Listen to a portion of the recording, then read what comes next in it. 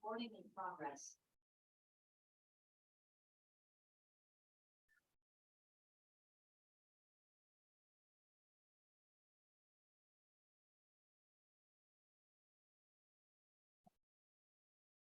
Okay, good evening, everyone. I'd like to call to order the May 10th, 2023 Springs Municipal Advisory Council meeting.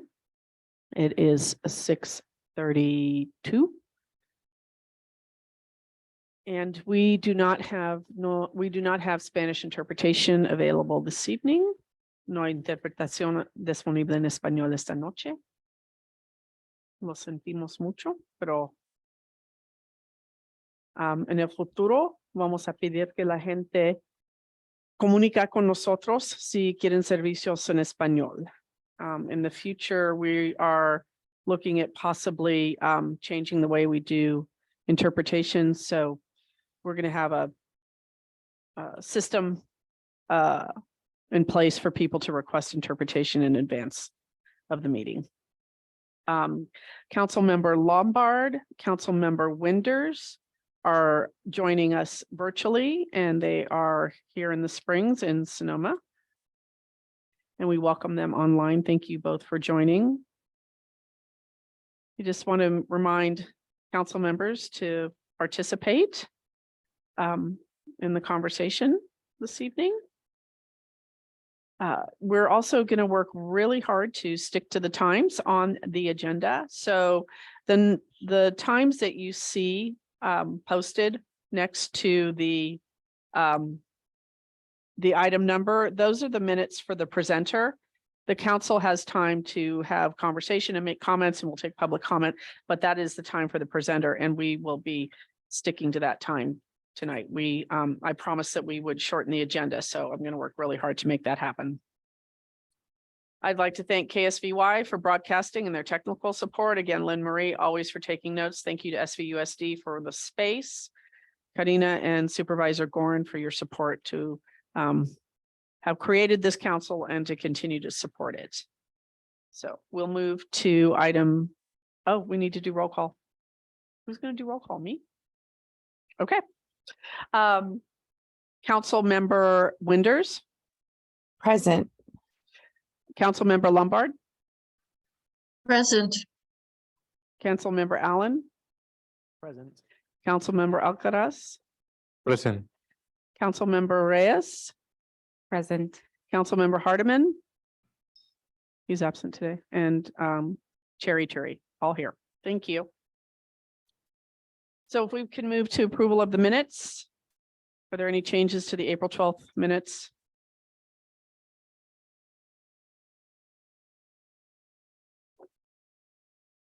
Okay, can I get a motion to approve the minutes? I'll make a motion to approve the minutes from April 12th. Is there a second? Thank I'll you. All in second. favor? It was second. Jesus. It was Mari Carmen and Jesus. All in favor? Aye. Aye. Do I need to do a roll call vote on that? Okay, sorry, because we don't have two of our council members here, we have to take roll call vote. So Councilmember Allen, Yes. Reyes, Yes. Alcaraz, Yes. Winders, Yes. Lombard, Yes. Uturi, yes. Okay, thank you. We're going to have to do that with all our votes tonight. Excuse me, Maite. Pardon me? I don't have everyone on screen. Is that the way it's going to be? I only have you, Celeste, and Karina. That's correct. Okay, thanks. Yeah. So I can't tell when I'm talking over someone. Thank you. Yeah, I know it. We'll do the best we can, Iris. I think the camera may move when someone else is speaking, but I don't know that you're going to get a view of the room. Thanks. Okay, thank you. So we'll take public comment for items not on the agenda. We'll take in person first, and then we'll take Zoom participants. I'll do a 10-second countdown after when we are nearing the end of public comment. Lynn Marie requests that you speak up and state your name and spell it if need be. Make sure that you're speaking into the microphone. We will take public comment on all the agenda items. I do want to mention that we are scratching item 6 because all the council members are not here. Item 9 and item 10. But we will take public comment on all of those items, but they won't be presented on this evening.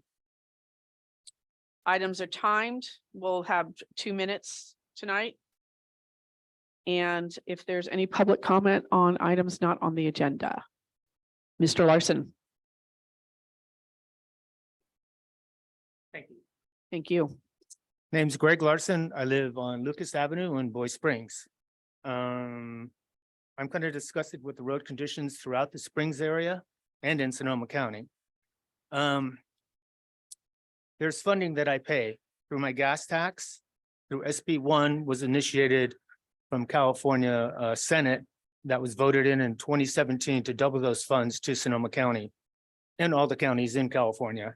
And Measure M, which is a 1/4 cent sales tax that was levied on us for the SMART train and to actually maintain local streets and fix potholes.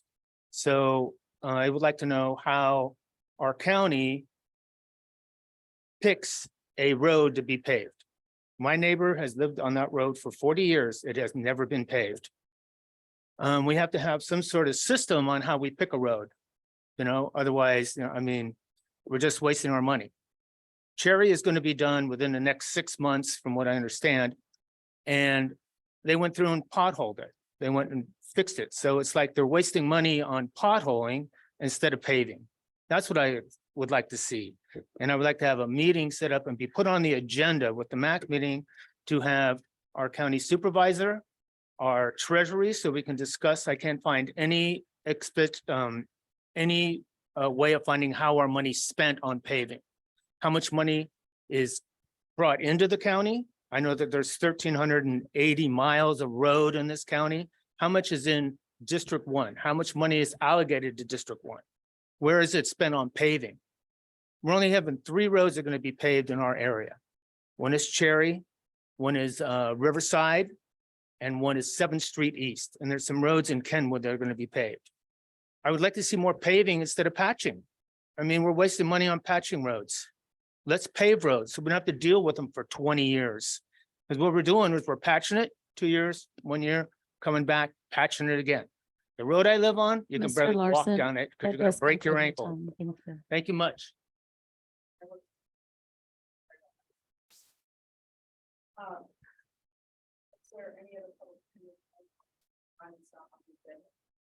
Any other public comment in the room on items not on the agenda? Anyone in the Zoom room? There are no raised hands, Chair Adjourn. Thank you.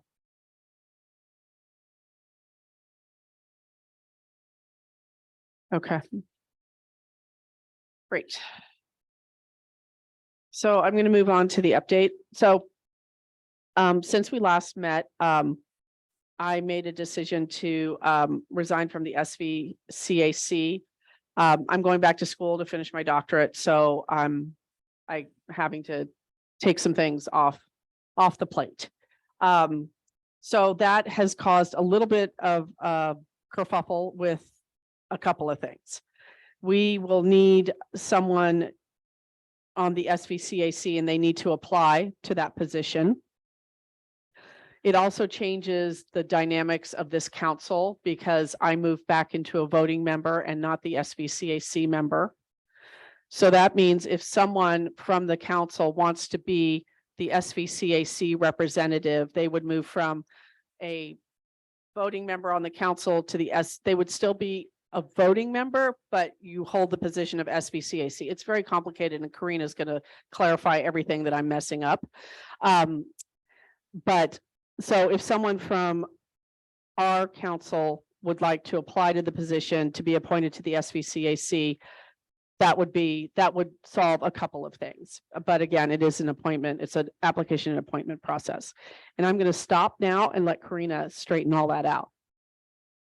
You were actually doing great, Chair Turi. Oh, thanks. And just to complete what you were saying, the position for SBCAC would then be vacant on the Springs MAC. Chair Turi would move to a voting member, and they continue to have an alternate vacancy. So Jack, unfortunately, you do continue to be an alternate member on the MAC until the SBCAC position can be filled. Which you can fill, which you could apply for if you are so interested. That is correct. So we encourage any council member and any member of the community who wishes to apply to the SBCAC, please do so. Thank you. So it's a great council to be on, but it's considering the things that I'm trying to accomplish at this time, it's just too much for me to continue. So the April 26th meeting, I was sick and did not attend. So I do not have a update. There is no May meeting. And I presented at the Rotary in April, and it was a great conversation. We talked about the things that the MAC is interested in and the ways that the Rotary could be of support. They are interested in possibly supporting some work at Larson Park. They showed great interest in Larson Park and helping that effort. So it was good to meet with the Springs Rotary. They were very engaged in the conversation. So grateful for their support. So is there any public comment on any of the items from the update? Okey doke. Anyone in the Zoom room? There are no raised hands, Chair Turi. Okay, thank you. Supervisor Gorin, would you like to share some words of wisdom with us? Well, it's lovely to see all of you in person and virtually. Great. It's good to see you, Iris and Celeste. Mr. Larson, great. Thank you for coming here when you first or one of your neighbors notified my office about the sad condition of Lucas. I did drive it. I agree with you. It's in really bad shape. The MAC, as the MAC knows, and both the Springs MAC and the Glen Ellen North Sonoma Valley MAC have had subcommittees that help to identify roads in the Springs and in Glen Ellen and Kenwood for the next 2-year paving cycle. So indeed, those local tax dollars are at work. We have a very large county, as you pointed out, and I wish I could have all of the funding for District 1 because it's in bad shape, but I have to share the roads funding with all of the districts. We are going to be, I believe, Karina, correct me if I'm wrong, I'm not sure when the preservation pavement program came before on the agenda for the board. Not sure whether we approved it already or it's coming up, but the next 2-year cycle we actually start planning that 2 years in advance. And so we're planning for 24, 25, 25, 26 for paving. And we thank the MAC for their help, which is why we have to spread the money out to actually do the potholing between the paving cycles.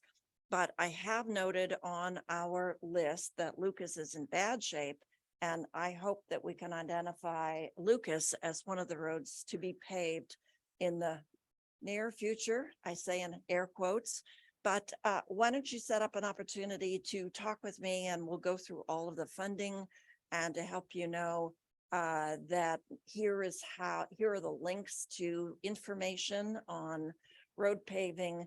You can go on to Sonoma County Public Infrastructure website and get a lot of information on all of the roads that we've paved over the last decade, as well as the roads being paved in the future. And when I last checked in with Public Infrastructure, because of our horrible rains, they had received over 2,000 requests for pothole repairs throughout the county. So they're doing what they can, and great people working really hard.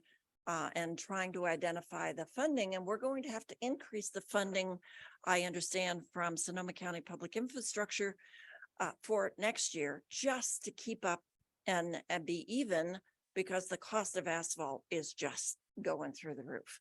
So we're doing what we can. Just a point of information, Sonoma County is the county in California that spends the greatest percent of its general fund on road repair. And you look at Orange County, we have this many roads and this much funding, and we have these many roads and this much funding. So we continue to make a commitment on the board to put as much funding as we possibly can into the pavement program. I wasn't intending to comment on that, but just quickly, a couple of things going forward.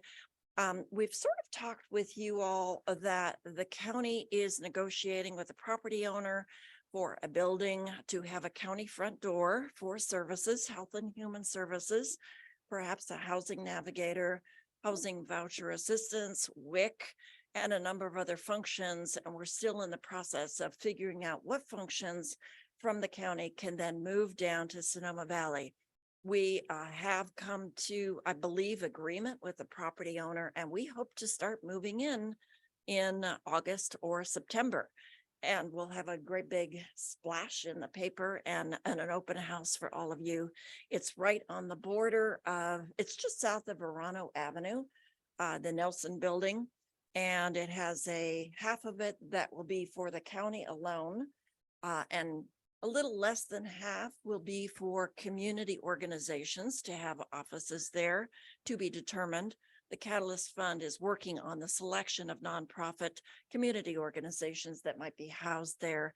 And we'll have a great big, lovely conference room. Potentially, we could have our MAC meetings there, but this is set up so beautifully that we may just decide to keep the MAC meetings here. So it's a good opportunity for community meeting to have conferences right in the Springs. And I want to assure you that we are moving forward and overturning and turning over all rocks for funding and to push Caltrans on the traffic improvements, the intersection improvements that they need to make at Verano Avenue. And we're meeting with our legislators next, the mayor, Sandra Lowe. And I've had a conversation with the new city manager, David Guin from the city of Sonoma. He and I go way back. So I've worked with him, and I'm so pleased that he is now going to be working with the city and with all of us. We turned in when in preparation for the county budget hearings in June, we just concluded budget workshops to get a little preview of where our funding is. But in preparation for the June budget workshops, each board member could make a number of requests for funding for some of the projects important in the county as well as in the district. I've turned in budget requests for $1 million for Larson Park. And I'm trying to think what other, and funding for the Donald Street Gap, $1.7 million for the Donald Gap. We actually think that we have identified some funding for the Donald Gap, and we are exploring the infrastructure program called Reconnecting Communities for both of those locations. So wish us luck. We're moving hard. And I've also turned in information requests to try to unscramble what we experienced at Verano Avenue, where we have a multi-jurisdictional challenge of working with Caltrans, county, city, SCTA. I think the county needs to take the lead in unscrambling that and trying to provide a more easy route forward to work with Caltrans. I also started having conversations based upon our meeting last night of overhead signal crossings for crosswalks. And so I'll continue to work on that. But I'm really, really frustrated. When I was mayor of Santa Rosa and working in Santa Rosa, I was so happy to be part of the process of identifying funding for bike lanes and bike paths in the city. I have met my match at the county. In 10 years, how many bike projects have I completed? 0. So I've turned in for both Linda, Supervisor Hopkins and I are absolutely committed to figure out how we can finance and plan bike paths and bike lanes. It's great that you have them in the city. And where are you going to go outside of the city? We need to have safe routes to get to up the valley, not on Highway 12, maybe alongside Highway 12. So this will transcend my term in office, but I'll continue to make a commitment. I'm going to be working on this. And there are a number of other information requests that I turned in. They are good because it pokes the departments to let them know that this is an interest to Sonoma Valley and the rest of the district. And it's not idle conversation. It just gets them to think about what they need to do to clarify process, maybe coming up with a new process, and full speed ahead to get some of the needs met in the spring. So I am pleased to be here tonight in person, and I hope a number of you were able to attend the mental health forum in Santa Rosa, or at least it's now, I think, going to be online, so you can view it virtually. And there are a number of great panels there on information abuse, caregiving, and a number of other issues. And some of our mental health advisory board members were there, as well as from the Hannah Center. So all of you involved in the collective and advocating for mental health services in the Valley, thank you. And that message was delivered loudly and clearly that we have needs in Sonoma Valley for mental health services. We were not alone, but I'm trying to figure it out. So thank you very much for your attention, and I appreciate everything that you do. This week, we are thanking our public servants for their public service. I thank you, and I'm available for questions. Thank you, Supervisor Gorin. Are there any questions or comments from the panel, from the council? Marty Kahneman. Yes. Will you be attending the ribbon cutting at the mental health hub on the 31st? I'm going to try to get there. I think it's on my calendar. I'm lucky if I know what's going on tomorrow. I had a question about the Donald Street gap. Is that 1.7 million for the delineators, or are they doing something else more substantial? We need to do something more substantial there. We Good to need to hear. redesign that stretch to make Okay. it safer and clearer for the access to the mobile home park and the intersection with Donald Street, as well as Highway 12. We need to put sidewalks, which means we probably have to acquire right away and put in a retaining wall along that one stretch. And so the delineators, I wish I could say we're going to replace the bridge. No, that isn't going to happen, but probably the delineators are the easy part of it. Okay, so it'll be a little more substantial than those plastic things that, Oh, well, I'm not sure about that. That may be the delineators, but just south of the bridge is where the expensive work will need to be redesigned and put in sidewalks and retaining wall there. okay. Okay. All right, thank you. Are there Thank other you. questions or comments from the council? Through the chair, Councilmember Lombard has her raised hand. Thank you for helping me with that. I appreciate it. Iris? Yes, I am a little confused. I thought that the Donald Street gap was not that I am objecting to the county doing something, but I thought the Donald Street gap, since it's on 12, would be the state responsibility. Me too. Oh, okay, thanks. Good Got luck. it. Okay, yeah, right. Which is why we hope to package and combine both the Verano intersection and the Donald Street gap together to qualify for the Reconnecting Communities infrastructure funding from the federal government, but it comes through the state. So I'm pushing them as hard as I could possibly push them. But, you know, you heard what they said. They have their own process. And it's not included in funding in their cycle. So we can't wait for them. So we are moving forward. Thank you.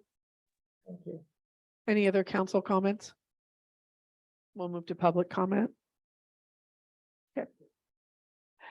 Mr. Larson, can you come up to the mic and we'll let Supervisor Gorn step back? Thank you. Greg Larson. Hi.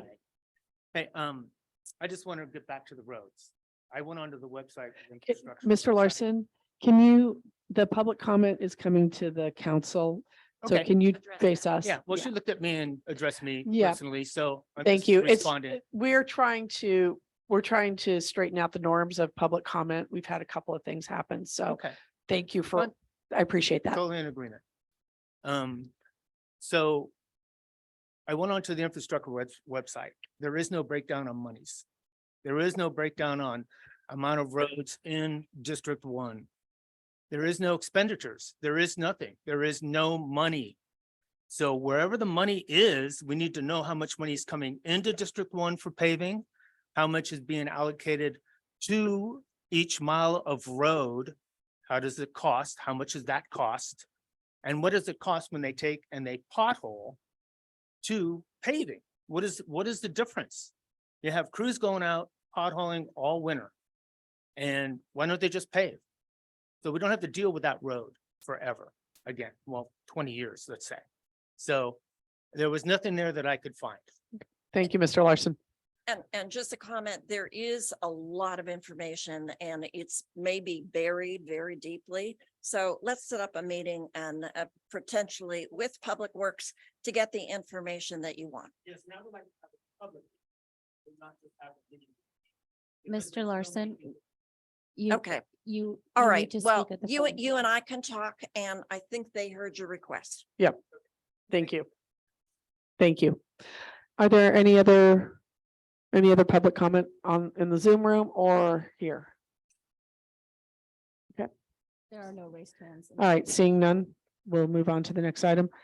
We will take public comment on MAC norms and expectations if there is any public comment.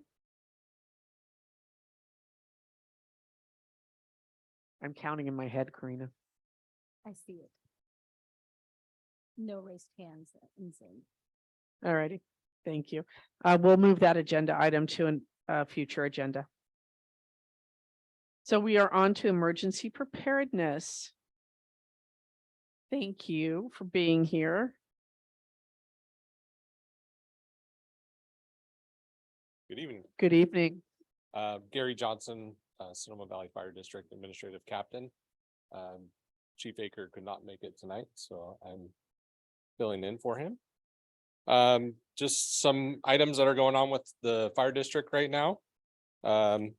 Everybody's allergies have kicked up, so that means we have weed abatement season approaching. So this year, our weed abatement deadline is going to be June 15th.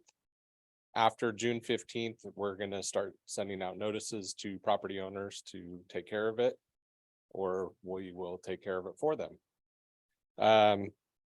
There is also a weed complaint form on our website at sonomavalleyfire.org that citizens can report any weed complaints to us, and we will, myself actually, will be out there inspecting those properties and enforcing that weed abatement.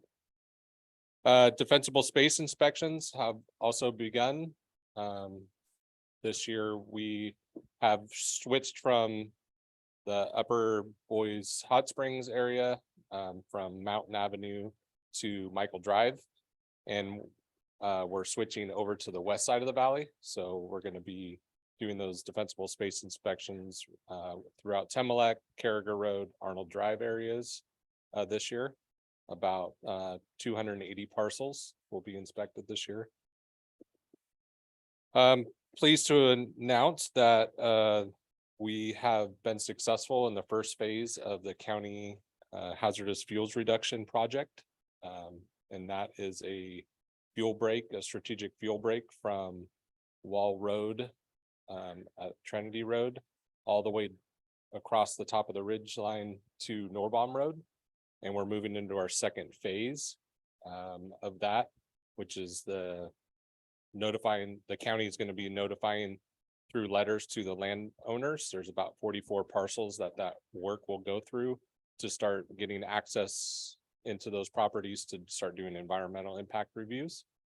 And if we are successful with that and the homeowners allowing that work to be done, that work will begin after the FEMA grant funding is released in early 2024.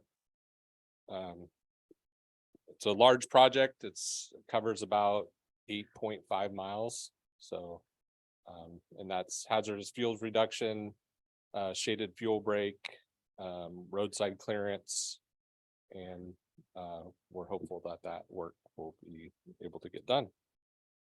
Also with the county, the SoCo Adapts program is still up and running, and those are free home assessments that the county puts on.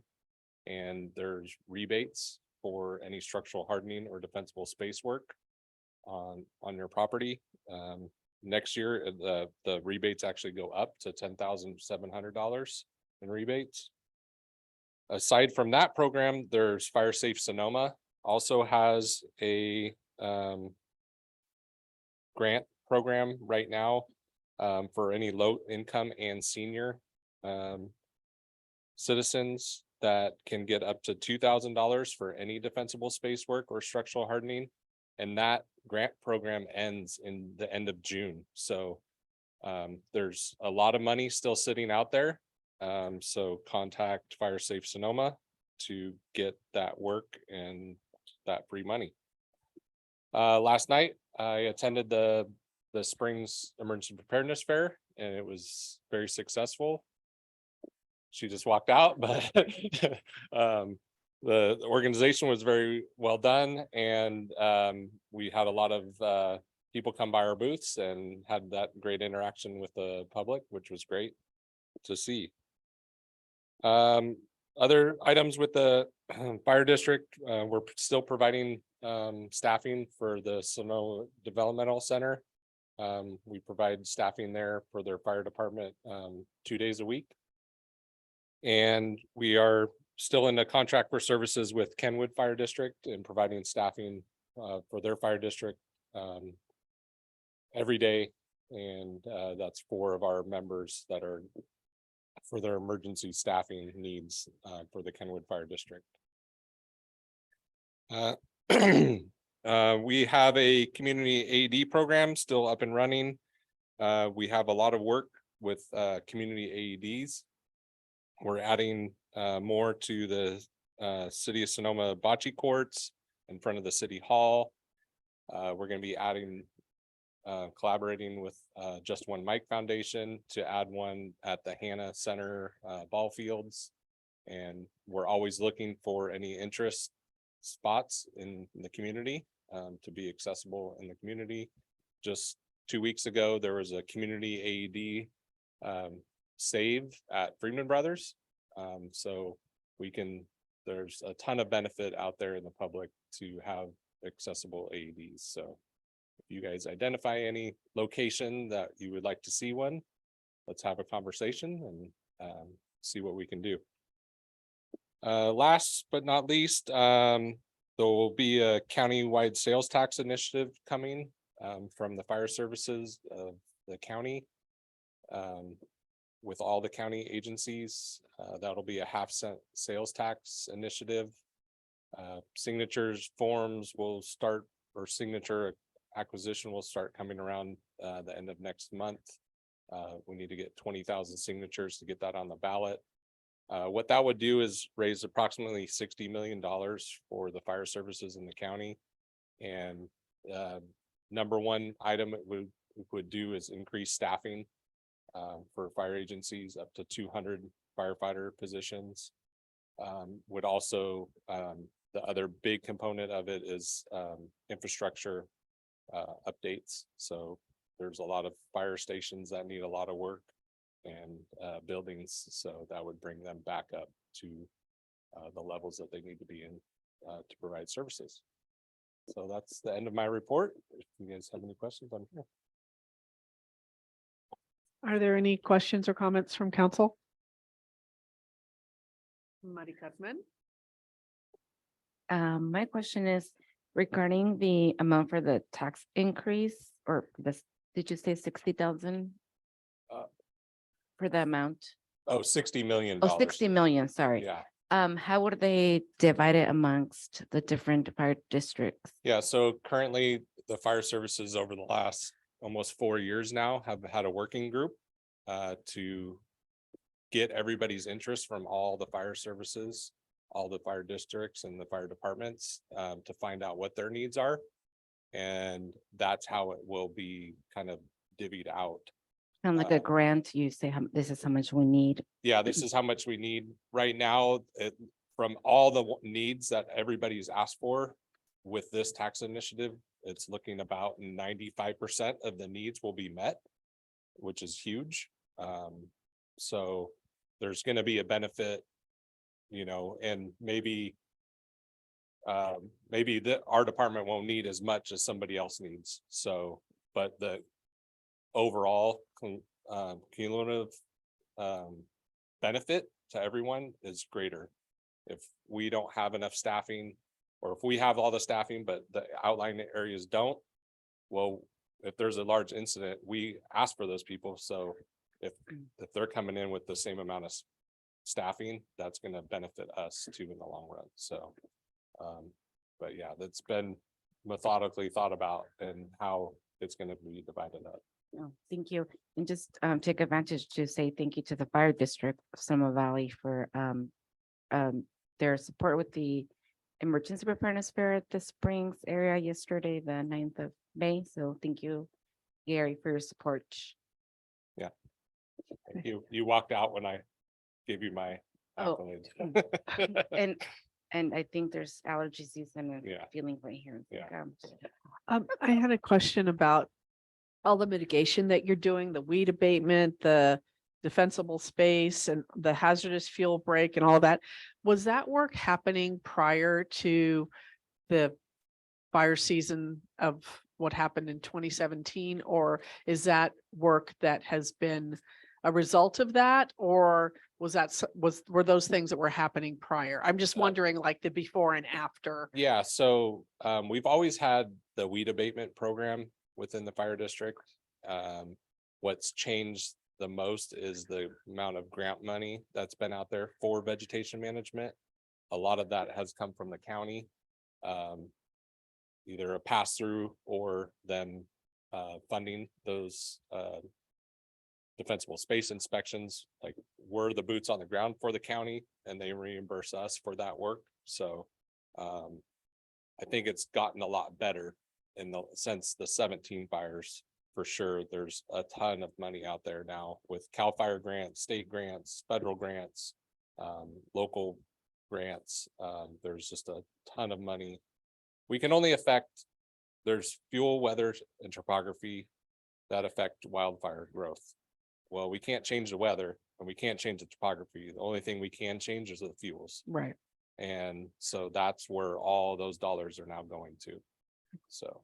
Okay, that's helpful. Thank you. I just wasn't sure what the before and after picture looked Yeah. like. I figured there was an increase, but It's changing. Yeah. Yeah. okay, thank you for that. Is there any comments from okay, Jesus? I have two questions. The first is, so how do you conduct an abatement mitigation or assessment? And what do we expect for this coming fire season?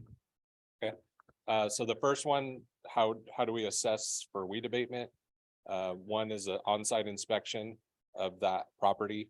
It has to meet state codes and county codes. There's Sonoma County Chapter 13A is the fire safe standard for the county. So if you're in the unincorporated areas or the local responsibility areas, that's the code that you would fall under. If you're in the state responsibility area, that's where you would fall under the Board of Forestry code and CAL FIRE codes. So it's just us looking at those codes and seeing if you meet it or not. And then what we do is we issue a letter, let you know that, hey, you're in violation of this code or regulation. We'll give you a time frame set to go ahead and abate that fuel. And then if you don't meet that deadline, other stuff kind of fall into place, but at the end game, what we can do is go ahead and hire a company to come and do that abatement work and then issue you a bill for that work. The second part for the fire season, it was looking a little bleak again as we got into this year, even with all the rain. But these late rains have helped the fuel moisture in the ground. So as you see, it's kind of delayed that grass from changing, but now we're starting to get the wind again. And this week it's supposed to be pretty hot. So we'll start seeing the drying out start. With this rainfall, if you kind of compare it to the 2016, 2017 winter, we're about that same amount of rainfall, a little bit more. And then we had the 17 fires. So you can't just take the rain saying, oh, we got a lot of rain, saying it's going to change the fire season. We've been in a drought for 10 or 15 years, even probably longer in some areas. It's going to take us 50 years to get out of that. And the effects on the fuels and the vegetation that's out there. And then locally, the fires that we've had and all the dead and dying vegetation that's still out there that, you know, that we have to deal with. So it's hard to say, could be just as bad, or it might not be. 2021, we saw throughout the state, 2.5 million acres burned. Last year, we only saw 350,000 acres. So we just never know from year to year. Yeah, thank you. Great. Hello. I guess my question is on the side of, should somebody prove delinquent in their responsibilities to mitigate fuel, and you sent them a request, what is the general kind of start to finish of that process? And is there potential for some areas to the maybe not been identified yet to fall out of that as the season progresses? Let's say, for argument's sake, we hear August and it's still a certain area is still not fulfilling that requirement, but it's not quite before the deadline that is set and things are not looking great for the fire forecast. Is there kind of a system in place that would override that, or what does that look like? So it's kind of a two-parted question. How long is the process generally? And if there's kind of an emergency situation, what would be done in the process? Yeah, it's kind of vague. It's really not greatly light out because we're in a litigious state. But it can be from 30 days to 120 days with appeals in between all that. So at the longest, probably 120 days. And you're right, we could be into August, September, the height of fire season potentially, and that work's still not done. But our hands are tied because of the legalities. Thank you. Iris or Celeste, do you have any questions? No, Thank you for checking in. I do not. Thank you for the presentation. All right, thank you. Are there any comments from the public? Mr. Larson, go ahead and step up to the podium and then you're next. Thank you. Greg Larson. I just want to say that during the 17 fire, there was a lot of issues with communication between everybody. I've been in communications for 33 years and I know how cell sites work and I know all this. And what happens with the fires, it burnt the fiber optic cables that feed the cell sites. And it burnt the cell sites themselves. So everybody was kind of panicking because they couldn't call out, couldn't receive calls. Their phone would come on, but there was no service. So is there any kind of situation where we're going to have some sort of be prepared for communication, you know, with the people, you know, is it going to be like updates through scanners or what are those guys, the ham radio guys, you know, that have their own radios at home so that they can, you know, tell the community, hey, here's what's happening. So I just want to know if that's going to be part of the preparedness for the fire. Yeah, so that work has been ongoing since the last rounds of fires. There's been a lot of state law changes with communication companies, the cellular companies in particular. They have to have backup generators now at their cell towers versus just relying on the grid. They fall under a lot of the vegetation management now around their towers. So, and a lot of like CAL FIRE money is going to those sites to perform that clearance around those cell towers. And regarding the ham radios, operators, those have always been ongoing. And we have redundant systems in place for emergency services.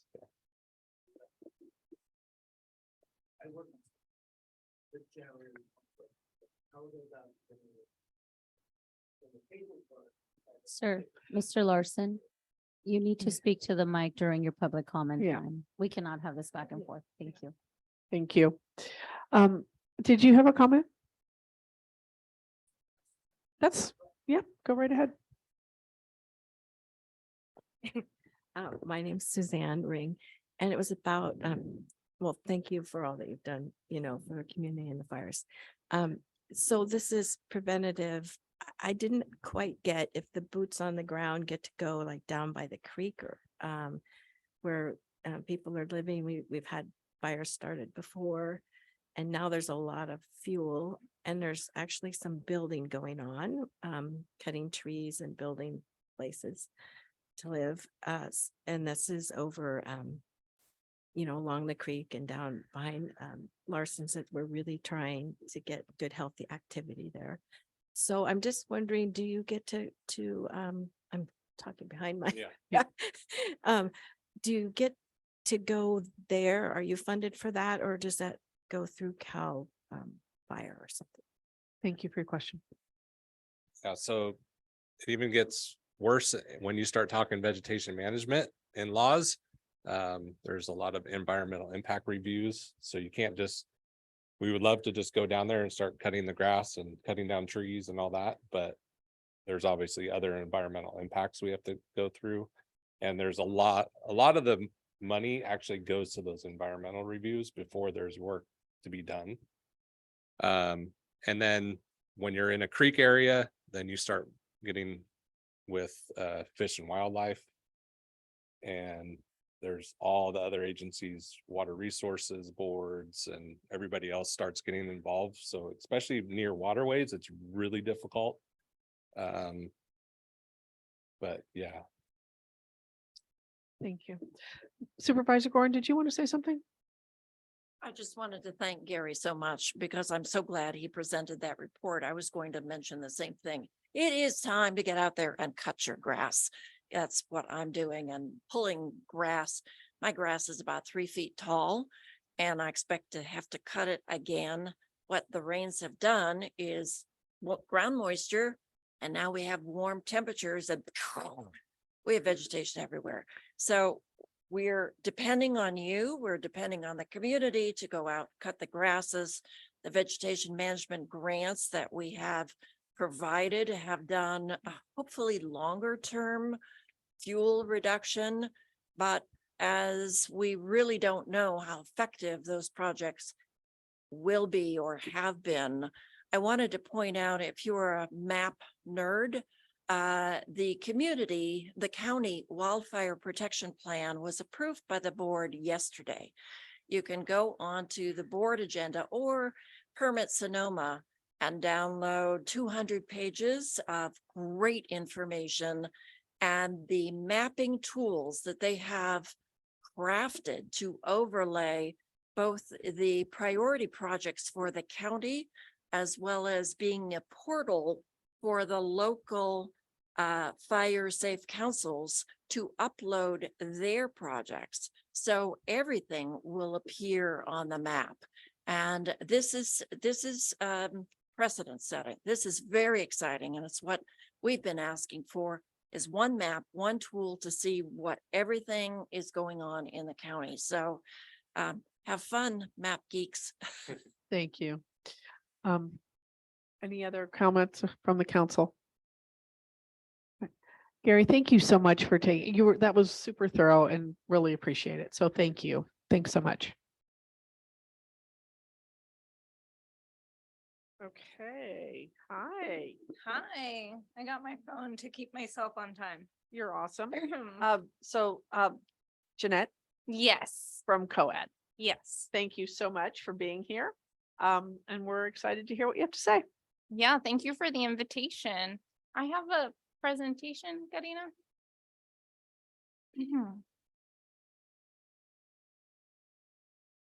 Well, I'll just start by saying, I'm Jeanette Pantoja. I'm the director of Sonoma County COAD, Community Organizations Active in Disaster. And thank you so much for the invitation to speak with you all today. I can get started while the presentation comes up. So the purpose of COAD is to coordinate the response of community-based organizations during a disaster event. And throughout the year, our focus is on preparedness and capacity building of our community organization members. So ensuring that they have the information, the resources, the training in order to support their community through a disaster, whether it's a wildfire or very recently throughout the winter storms, we were really active and mobilized our network of now more than 50 community-based organizations from all across Sonoma County. You can go maybe 2 slides forward. So yeah, that one's good. So I want to be very clear that Sonoma County COAD, we're not a service providing agency. We don't provide direct services. Our goal is to help work alongside the county to identify needs that are unmet in the community during disasters or in anticipation of them, and to work with our network of community-based organizations to identify who can meet that need. And if not among our network, to elevate those needs to the county. So we are in a very special position here in Sonoma County where we have a seat within the Emergency Operations Center during disasters. I serve as a liaison. 2 other members of the COAD rotate in as well. And so we are there embedded in kind of the key decision-making during disasters, where they're kind of disseminating information to our member organizations. And then we are also feeding information into the county operations in order to ensure that the decision-making that is happening kind of there is informed by the real world conditions in the community, because we know that community-based organizations often have more granular information about their communities. Many times they're a more trusted partner with community members, especially people who have been historically marginalized, who might face linguistic, technological barriers, economic barriers. And the COAD is actually fairly new. We emerged really in response to the 2017 fires, community organizations in Sonoma County realizing we need a more organized, coordinated response, and didn't really develop until 2020 with the hiring of the first director who proceeded before me. And we're part of a network. So there are COADs, sometimes they're called voluntary organizations active in disaster in other North Bay counties, and we're part of the NorCal VOAD, and there's even a national organization. So this graphic, I think, really simplifies what our role is. You know, on the right hand, you have local and county agencies that are leading a lot of the emergency response, like our local fire department. And then on the left hand, you have nonprofit, faith-based, community-based organizations that can be involved in disaster response. And so what we're helping to facilitate is basically the left hand talking to the right hand. There are a lot of benefits to this collaboration. I think 2 that I'll really emphasize here is that you know, our coalition is really diverse. the nonprofit organizations focus in different areas of the county. They provide different types of services and bring different skills and expertise that can inform a more holistic response. And they can disseminate information to the community really effectively. And, you know, we've been really focused on an equitable response to disaster. So over the last couple of years, our members have been really strong advocates for linguistic and cultural competency, whether in its shelters, whether in its emergency communications. Next. Just to provide a snapshot of what the COAD does. So we mobilized, we essentially activated our network earlier this year in January in response to the winter storms. I was at the Emergency Operations Center for like 2 weeks, didn't see the light of day for much of that time. And in that time, we mobilized over 50 community organizations that were disseminating information. They were distributing emergency financial assistance and other kind of food and basic needs like water and clothing. We were recruiting volunteers, especially bilingual volunteers, to serve within shelters and other capacities. We worked with the county to help pilot these recovery support centers, which are really like a first in California effort to set up a recovery operation in absence of a FEMA declaration. And this really happened because we were getting that information from grassroots organizations and really community health workers who, even though the county's damage assessments were saying like maybe, you know, a dozen homes were damaged, maybe we don't need a recovery operation, we had the information to say, actually what we're hearing from community is that a lot of people have been without power for more than a week. A lot of people have been without work for several weeks and they're feeling real economic distress. And more folks are actually, they've experienced damage to their home that they're just not reporting because maybe they're renters, maybe they live in unpermitted housing situations. And so we worked hand in hand with the county to set up this recovery operation, and we had more than 1,000 families come and apply for emergency financial assistance and receive connection and referral to other county and community-based organization services. And actually the county Board of Supervisors responded to just how many people came to these centers and increased the amount of emergency financial assistance to $1 million. Next. So how can folks get involved with the COAD? Here are just 3 ways. If you are a member or representative of a faith-based organization, a community-based organization, become a member. It's really simple. It's just a Google form. We have meetings, general membership meetings every other month. We have committees that are very active and do a lot of work together. Volunteer, join our on-call COAD volunteer disaster response team. That's really our hub for where we source folks who can volunteer in shelter settings at the Recovery Support Center and other capacities during disaster, and stay connected to us. So, here's our website. You can sign up for our newsletter, and then we're also on social media. And we had a lot of fun yesterday at the preparedness fair working here in the area, and got to connect with a lot of residents who are just starting their preparedness journey because they had not been signed up for alerts or they didn't know their evacuation zone, and we were able to help meet that gap. Thank you so much. Yeah. That's awesome. Thank you.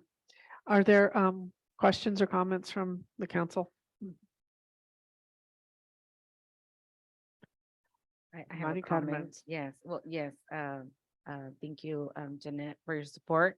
I was a witness that she walked at least 25% of the Highway 12 corridor, putting up flyers with her baby. She was my only volunteer with that. So thank you so much. And I went and did the other another almost 25%. So we didn't, we covered the Highway 12 corridor in bits and pieces, but thank you so much for your support and for also being very open into looking into doing subcommittees of COADs in sub-region areas, which is, I think, something that's very needed to be able to coordinate services in the different regions. Thank you so much, and pleasure to meet Jessica as well. I'm wondering how many nonprofits or organizations are you working with in the Valley? Do you have a sense of that? I don't have an exact number. What I will say, when I came into this role last year, I realized that a lot of our membership was concentrated along the 101 corridor. So beyond kind of La Luz, we didn't really have members in the Valley. And so the last, couple of months, my effort has been really like identifying what connections we can start making here and in West County, and in order to strengthen that network. And so Maricruz and I were able to connect a while back. We've been really focused on kind of supporting any efforts emerging from the Valley and making connections with folks. And, in the winter, we're really supportive of warming center efforts here and helping to recruit volunteers for that. So, this is kind of part of that work of helping to kind of establish those relationships. And thank you, Karina, for the invitation here today, because that's part of that work. Yeah, good. Thank you. I do want to say that with like the Springs Map neighborhood, we are part of the group, but with our full-time jobs, it's very hard to attend the meetings, but we do get all the newsletters and we're in communications. She has my cell phone. I have her cell phone. She has been very connected with us. But I do think that there needs to be more internal or local organization within the agencies that are here doing emergency preparedness. Yeah. Yeah, I think what you're highlighting or what you're illuminating there is that a lot of the organizations here are volunteer, so making those connections is a little bit more of a Yeah, challenge. well, for example, with my neighborhood, we're volunteers too. I think now, like organizing our time now that the pandemic is officially over in 2 days for the federal government, that now we can, reprioritize. And at least personally, like now I want to be able to at least attend the meeting. I'm always just, watching all the newsletters and getting all the emails, but trying to be more proactive and getting ready for fire season. Yeah. And as I was telling Mari Carmen the other day, if there's interest and leadership for it here, like we're happy to support facilitating some convenings, tabletop exercises, and provide resources in order to make that happen. I think your approach is really important, the language, the cultural piece of that. And I think that that's just something that's really needed in this community. So And greatly appreciate that. just so you know, she does have a list of the inventory that's at the pod at Altamira. Okay. So I think it's very important that we work with the COAD. So, because Catholic Charities with Nathan, they shared that information. So, eventually we will be having, we proposed an emergency ad hoc 2.0. So, we personally would like to suggest that we work more closely with the COAD as the Springs Municipal Advisory Council. Yeah, thank you for that. Yeah. Any, Iris or Celeste, either of you have any comments? I do, Maite, thank you. I wanted to thank you for the presentation. It was simple, but clear enough and offered enough complexity to meet some specifics. It's a great presentation and I appreciate it. Thank you and your presence. Yeah, thank you for the time. Yeah, I don't have any questions, but I do just want to thank you and thank the COAD for your work. I think that the work you do is incredibly important and I just appreciate it very, very much. Thank you. Are there any public comment? Mr. Larson. Yeah, please, you can go ahead. You can sit down, Jeanette. Thank you. My question is where are the centers located? Because I've never heard of you guys and, there's a lot of need for your assistance, but I don't know where they're at.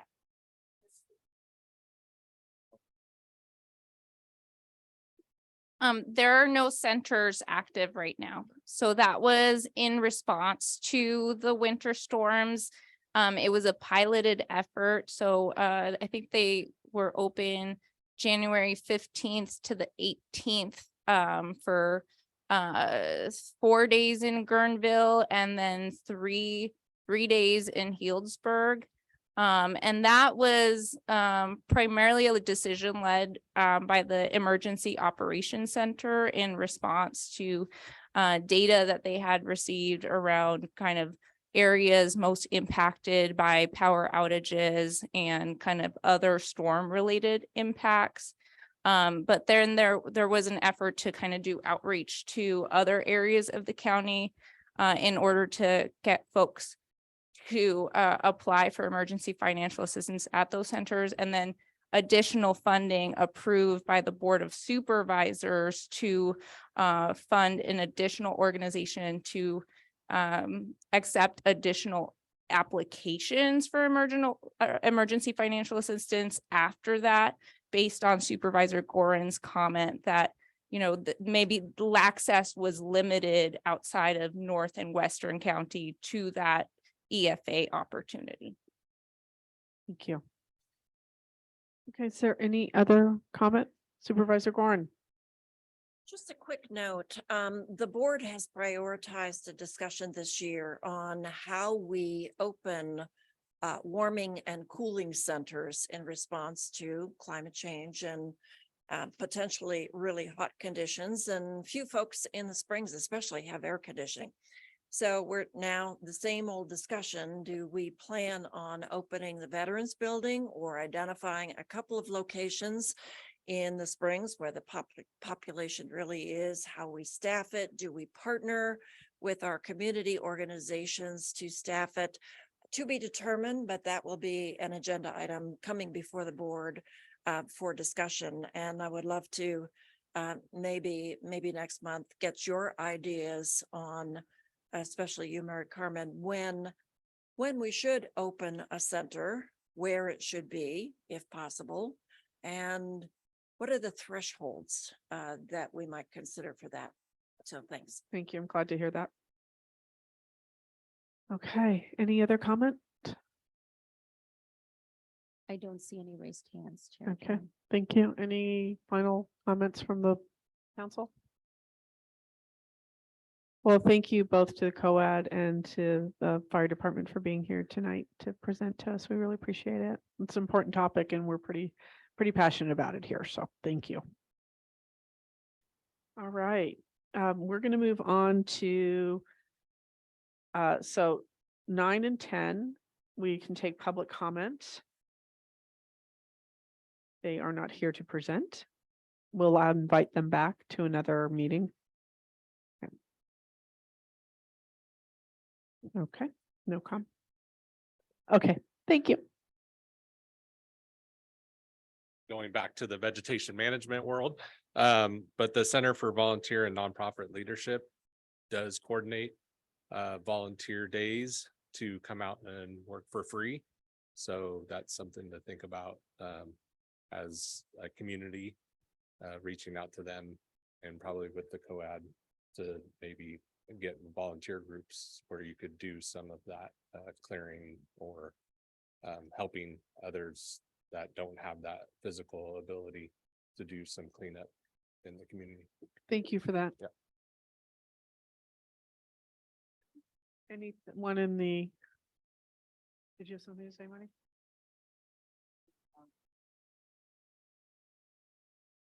Yes. So I know Dana couldn't make it tonight, but basically the the Springs Map Your Neighborhood, right now mainly myself and Dana, I'm a volunteer with the Map Your Neighborhood, is what in collaboration with the MAC and the DM put together the Emergency Preparedness Fair. So we are looking into formalizing more, look and potentially getting another fiscal sponsor, which potentially would be SIS, to actually be able to formalize and potentially even get a more formal website and be able to start doing neighborhood events. So that's kind of where we are right now, because we don't want to, we want to keep the momentum going with the Springs Map neighborhood, but very active on social media. Thank you, Thank Maria you. Carmen. Okay, we will move on to item 11, which is the Caltrans letter of support. So I reworked the original letter, actually left big parts of it and added the equity piece to that letter. Karina, do you want me to be the one who edits? How do you want to work this?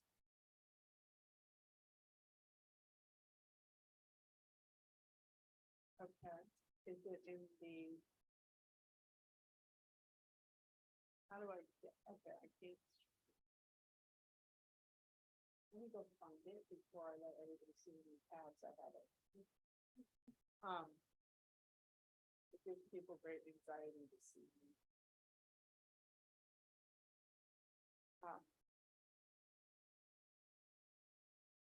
So this letter is, we decided after the last meeting that we needed to update our letter and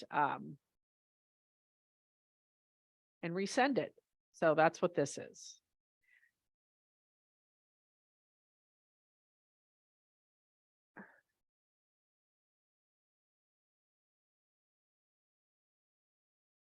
Okay, there we go. Let me see if I can make this bigger.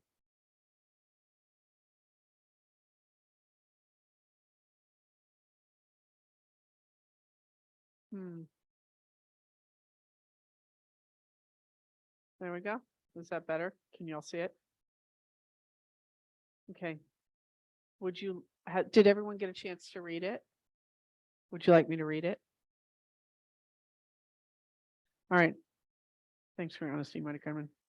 Okay, the Springs Municipal Advisory Council is aware of the ongoing meetings between Supervisor Gorin, Caltrans, and Sonoma County Transportation, Public Works. I think that needs to be changed because it's not, is it? Yeah, so we'll need to change. Are you gonna edit? Okay, I can't either in this, so I have to change it to something else. So we're gonna have to change the screen size again. Sorry. Public editing is really a drag, but it's the way we have to do this.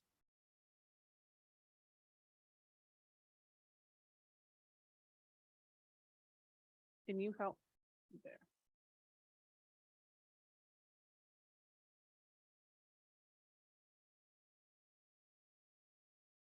Public infrastructure.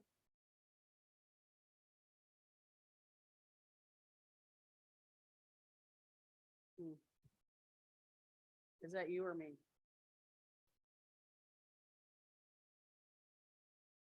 Okay, so I'm gonna edit then. Okay. Okay, hold on. Now I gotta find it again. And are you seeing the changes?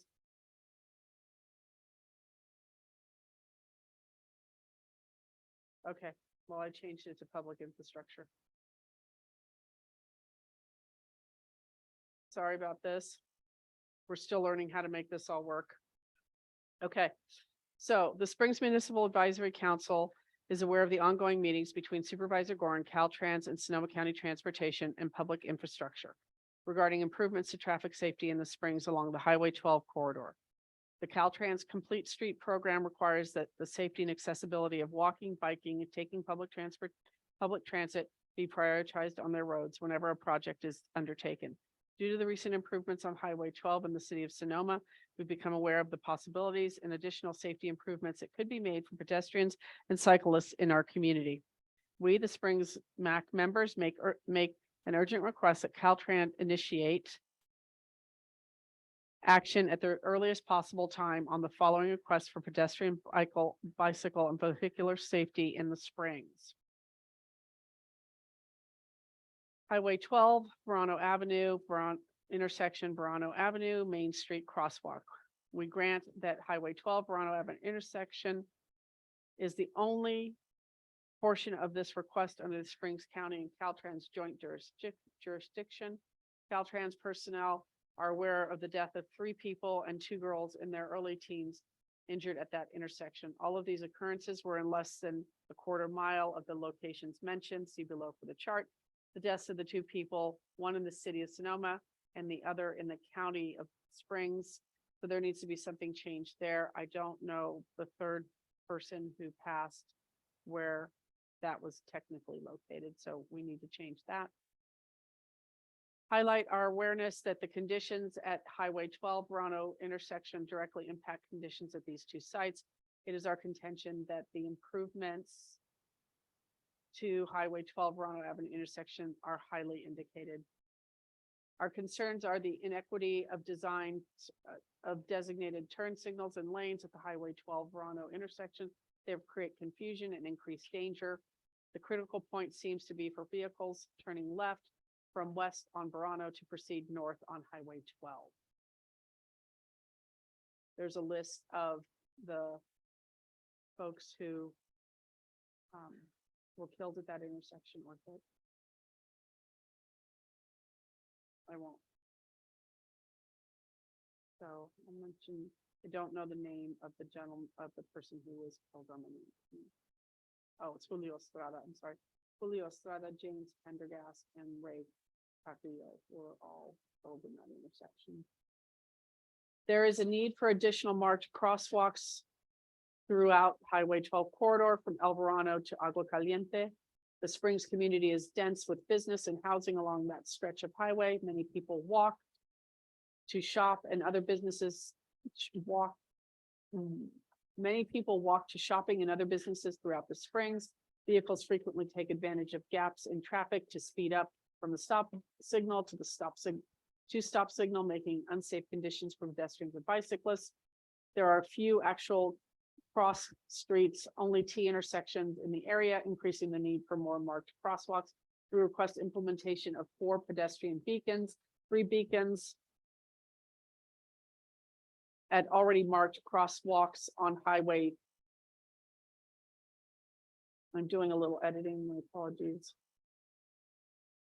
Marked on Highway 12, located at Boys Food Center, El Molino, Andy's Liquors, Parsons Hardware. The additional pedestrian beacon should be placed at Verano Main Street crosswalk. This is a PI area of responsibility. Maite? Yeah. It should be TP, yeah. Oh, I see. You said TPI.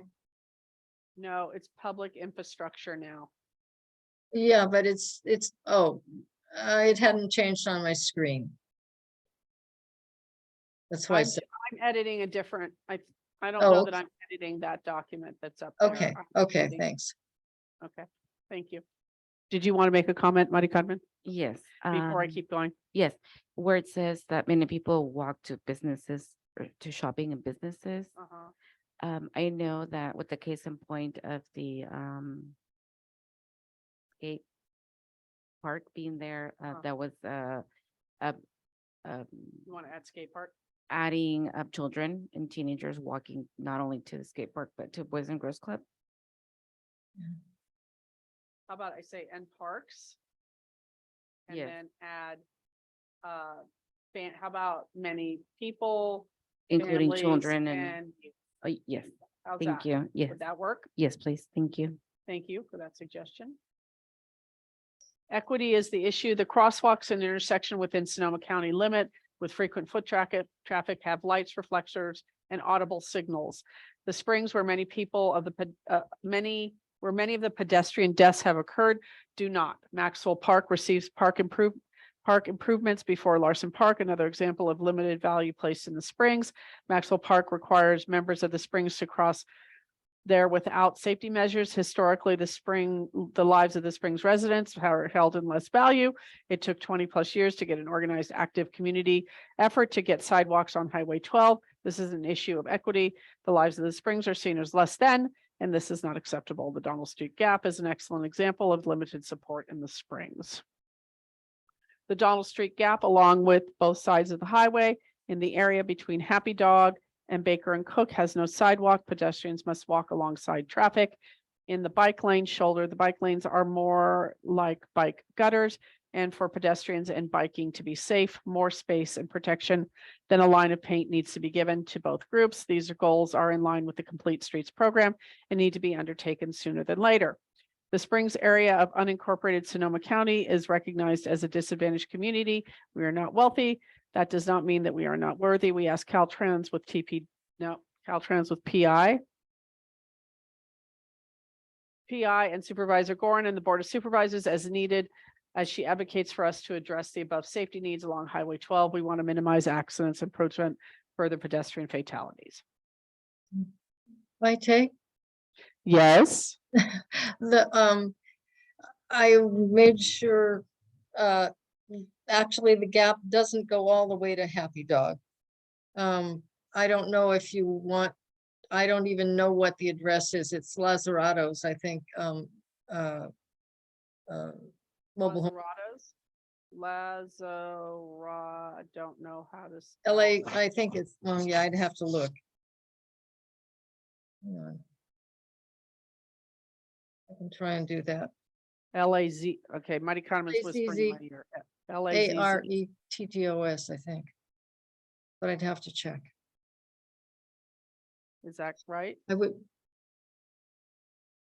want to get shot down for an incorrect location. LAZZ. AR. I'm missing an A. Is that one T? One T. It's two T's? Is it two Z's? Okay, can you say it really slow for me, Gary?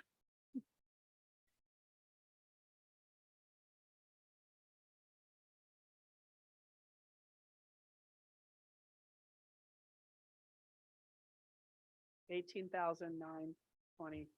So helpful. Thank you. Yes. Okay, where is what? That's up here. Yes, go ahead.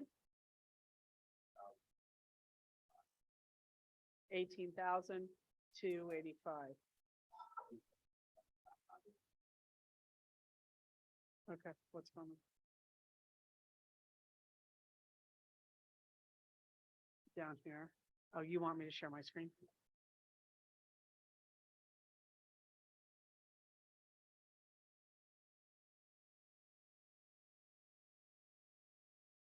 Oh, I thought you took over. I thought you took over screen. Okay, that's me again. Okay.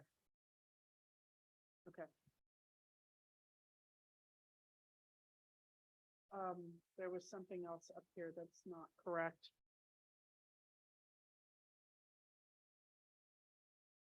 Do we know the fatality that happened on the 19th, if that was in the city or if that was in the county? 2 in the county. Okay. And one more thing, Chair Turi, just per your bylaws, this letter needs to be addressed to Supervisor Warren and the Board of Supervisors, not Caltrans. Okay, maybe somebody can help me out with some addresses. Supervisor Gorin, where do you go to work every day? What's the address? Oh. It's sent via Okay. email. 75 Administration Drive, room 100A.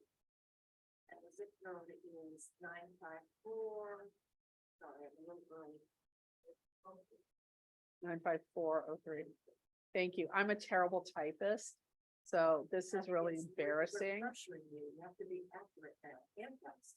I know, it's really embarrassing to have everybody watch my spelling errors and all of it, but I'm gonna get over it, because. Thank you. Board of Supervisors. Okay, does that work? Karina?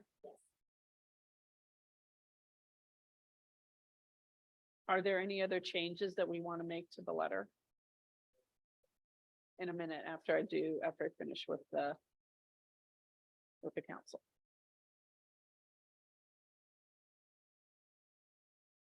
My take, I don't know if we even want to get into this, but one of the things that I look at is that these deaths could lead to lawsuits.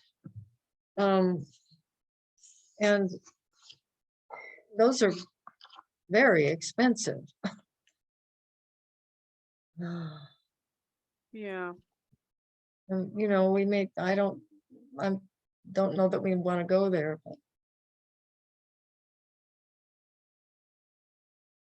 It'd be better to not even have to think about going there, to have these improvements made.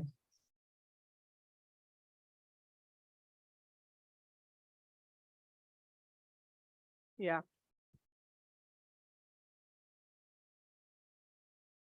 I don't know where that would fit in. Yeah, I don't either. Yeah, I know. And certainly all of these entities must be aware of that.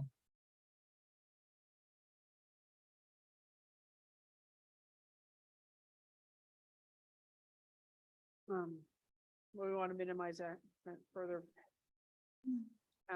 fatalities. Yeah, I just have a hard time putting a financial. Yeah, I know. Yeah. I can't. Doesn't, yeah, it's immaterial if, actually. It's priceless, is what it is. Are there any other comments or additions or that need to be considered from the council before I move to public? We'll come back. Okay. Celeste and Iris, are you guys good if we move to public? Yes, Yeah. that's fine, thank you. It Okay, looks- thank you. Thank you. Is there any public comment on the letter being drafted to the Board of Supervisors? Aye.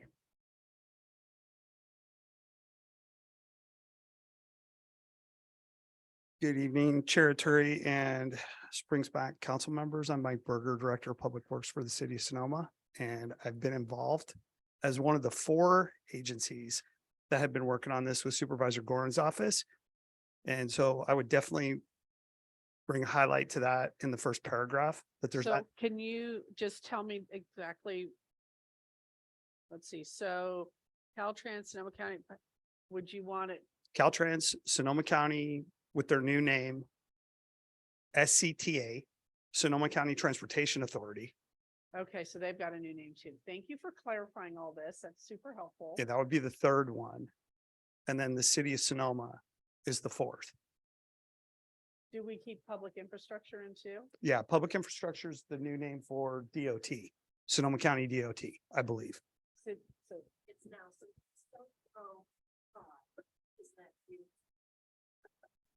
so I have to put SoCo. Public infrastructure, you got it. Okay, am I good there? So I have to put an SO in front of this? Or SO? Yeah. Sonoma County Transportation Authority, City of Sonoma, Sonoma County Public Infrastructure. Which is which short is- for SoCo. Okay. got Yeah. it. And yeah, that is it in Caltrans. Yep. Okay, I got them all? Yeah, there should be 4. And I would state 4 agencies right there in black and So white. it's actually 5. Well, do you count the Board of Super? 1. Well, 2, Susan Gorin is kind of spearheading the whole thing, but so- then you have 4 separate agencies working on it. Okay, between Supervisor Gorin and the following 4 agencies. How does that Excellent. sit with everyone? Great. Okay. Good. Thank you. Thank you. Yes, thank you for being here, by the way. Thank you. Thanks for crossing El Verano Avenue. We like it when the city shows up. Well, we'll be here in June too. Okay. Anything else from the public? Mr. Larson, if you'd like to take the mic at the podium, please. Thank you.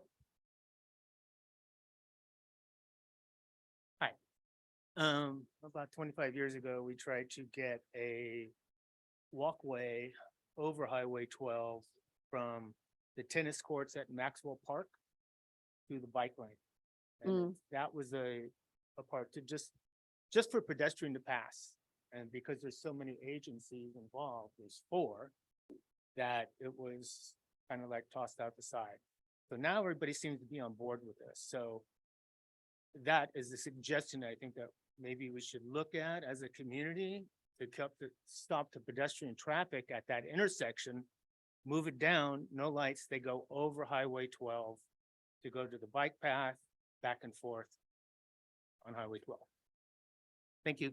Thank you. I'm wondering if we could put a sentence in the crosswalks that please consider alternatives to, we ask that, I don't know, see if this works for you all. We ask that you consider alternatives to crosswalks in the Springs area.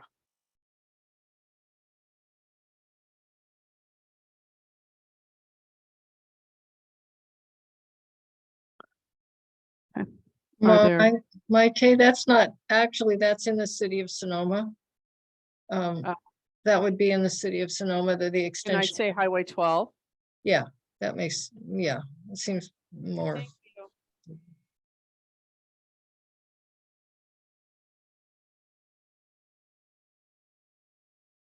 you. Okay.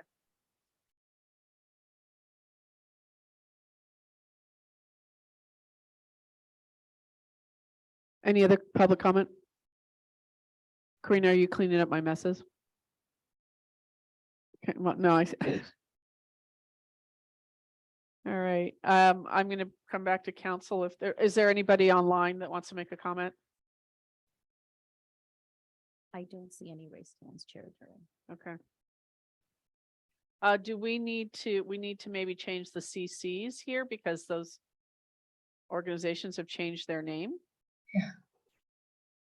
So we have Sonoma County Public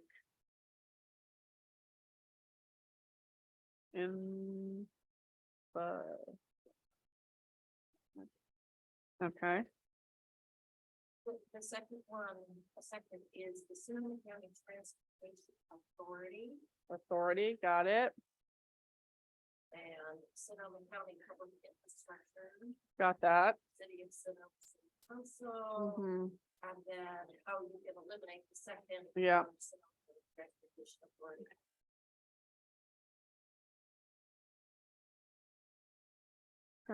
Chair Turi. Yes, Since you are addressing the letter to Supervisor Gorin and the You need- board, we can take that out. and you need to CC Caltrans.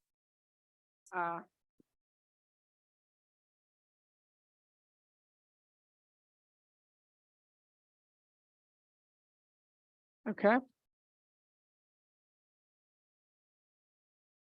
We have a public comment in here. I think these were older public comments. Do we want to keep them?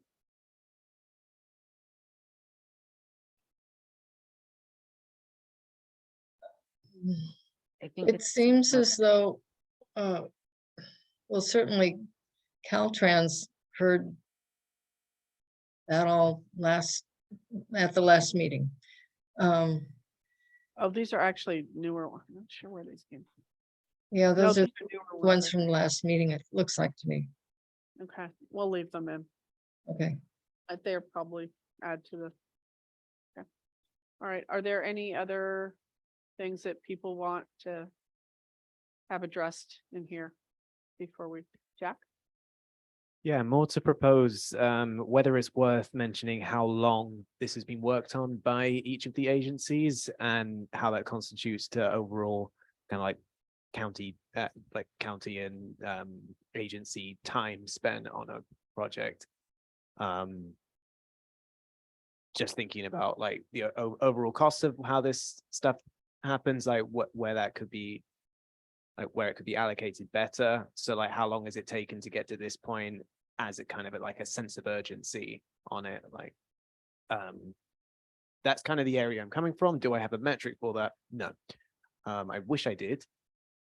But I don't know whether it's worth mentioning anecdotally all the time that's been spent on this and sort of how that has delayed things. And like how much work has already gone into this at this stage of writing the letter. So can we craft a sentence that kind of captures the amount of time and energy that's been spent on this? And what I think I hear you saying is limited progress. Yeah, pretty much.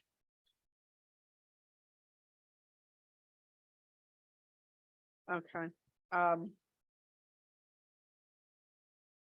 about, okay, I'm not married to any of this. How about we acknowledge the time and energy spent on addressing these dangerous conditions and we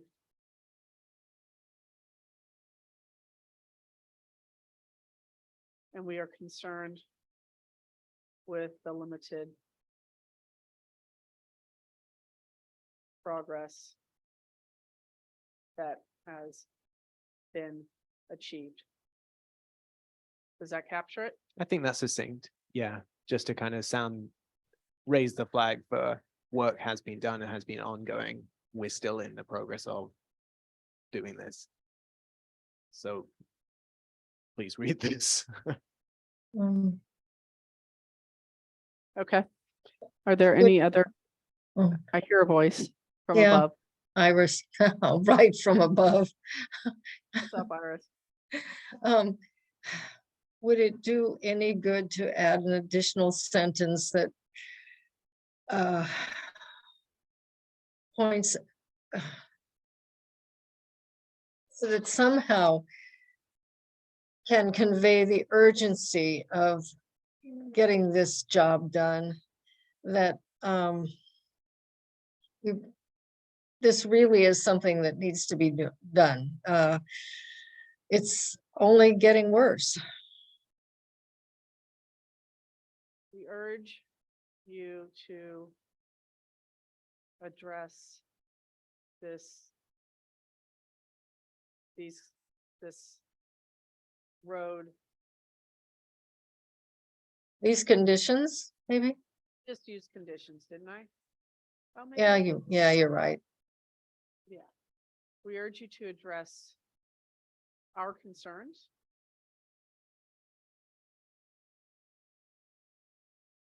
Would it be better if it's in the last paragraph, in the closing paragraph, Okay, And let's move that. and- Money, do you have a way to end that sentence? and say something to, this is a conversation that has occurred for the past for many years in our community. And we urge you to resolve this time sensitive issue or something. Oh, don't lose that. thing. Ongoing. I mean, this conversation has been going on Several for years. several years, And and we urge you to to resolve this time sensitive issue. I think it might be key to mention that it is preventable. Like we there urge is you something that to can be done. address our concerns as these deaths Yeah. and injuries are preventable. How's that? Does that capture both of what you said? I think from what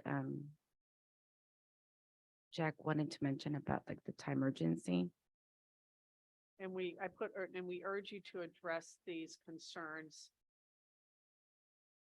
What's another word for quickly, rapidly?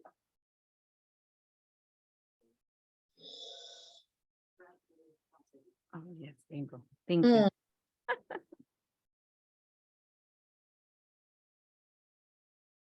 If I say is possible, that could go on for a long time. Yeah. These concerns immediately. Oh, there you go. I know, well, you know, Expedite.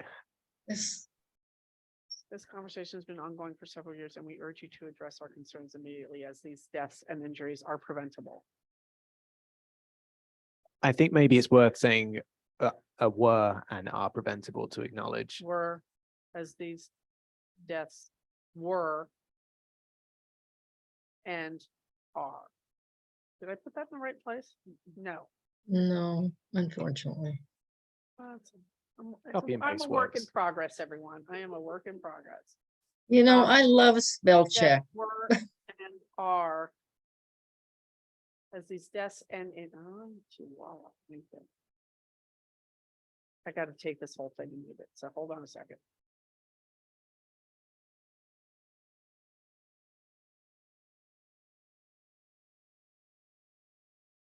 As these deaths and injuries were and are preventable. How's that? Did I get it right this time? But you didn't get the and are. Or the and, Were, and are. okay. All right. How's that? Any other changes? Do you have any? Karina, did you see any typos or anything that need to be addressed as we were going through this? Nothing stands out, Chair Attorney. Okay. Okay. So are we? Oh, Agreed? wait. Okay, we need to take a vote. Any other comments or anything, Celeste or Iris, before we put this to a vote? No, I'm good. Thank you. Thank you. Okay. And I love spell check, Maite, let me assure you. Pardon me? I love spell check. I know, but sometimes it doesn't catch everything. Doesn't do everything, I know. Okay, I would like to thank everybody for their contributions to the letter and call for a motion. I'll I make a move motion. that we approve this letter. Okay, Iris, Maricano, you want a second? Yes, I'll second that. Maricano, seconds. Okay, I need to do a roll call vote. Councilmember Lombard, Yes, Councilmember Winders, Yes. Councilmember Allen, Yes. Councilmember Reyes, Yes. Councilmember Alcaraz, Yes. and me, yes. All right. Motion passes. We will get this printed and sign, I'll print it, sign it, send it back to you tomorrow. Okay, all right, do we want to take a break or we've only got 2 more items. You want to take a break? Okay, we'll take a 5-minute break. Thank you.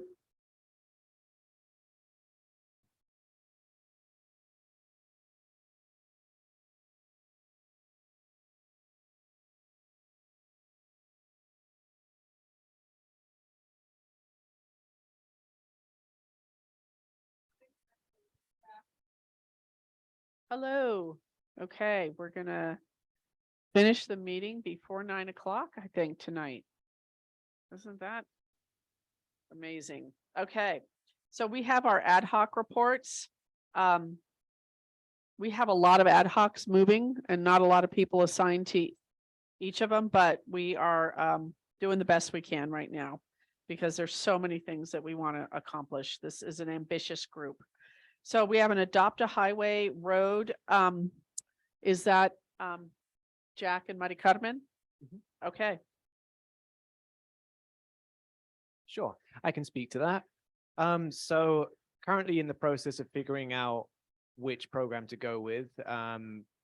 a brief look at Adopt a Highway, it doesn't seem to be appropriate for what we're trying to achieve, given that the available spots are either in Roanoke Park, closest to Sonoma Raceway, or up in Forestville, which I think unilaterally will agree probably doesn't represent the Springs too well. It's a bit far. And if you're driving, you're going to wonder, what's that?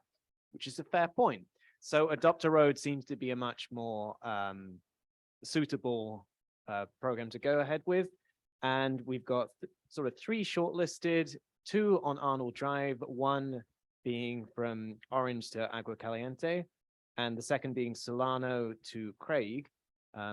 And then additionally, there's Petaluma Avenue, which is not being claimed, a little shorter. A benefit of that could be that it would encourage volunteer turnout as it's less of a distance to cover, but while still all of them being highly traffic, areas of high traffic for greater visibility to our local area.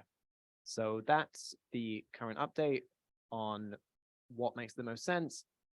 And the 2 of us need to meet to discuss further logistics of this. My understanding is that one piece of Adopt a Road is that we have to foot the bill for a sign. And outside of that, I believe it's 3 days per year, or at least 2, to do the cleanup. That is the stage that we're up to with that. So thank you. My goodness, thank you. That's a lot more information than we had before. Thank you. And just to clarify, the only 2 areas that would be in the Springs would be the Solano one and the Agua Caliente to Orange. Petaluma Avenue, unfortunately, is not considered part of the Springs area, I believe. Agua Caliente to Orange. I can't even picture that.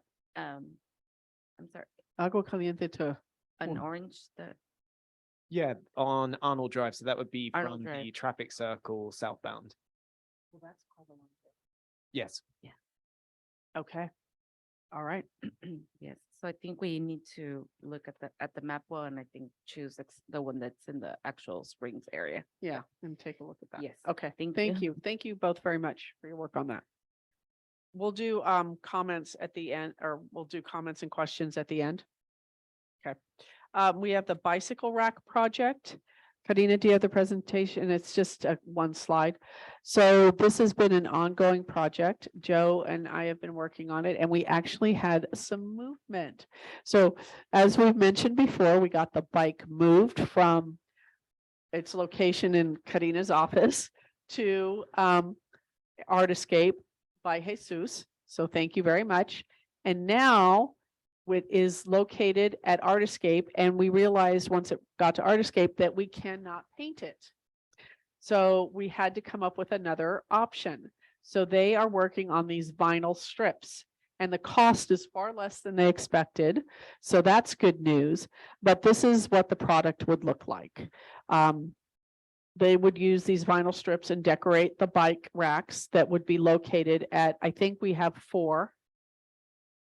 We have 5 that we would be placing at bus stops in the Springs. I don't remember the locations that we identified. I tried to find that list and couldn't find it, but we are getting the bike racks for free. The vinyl is not costing us a tremendous amount of money, and this is what the end product would look like. Something along these lines.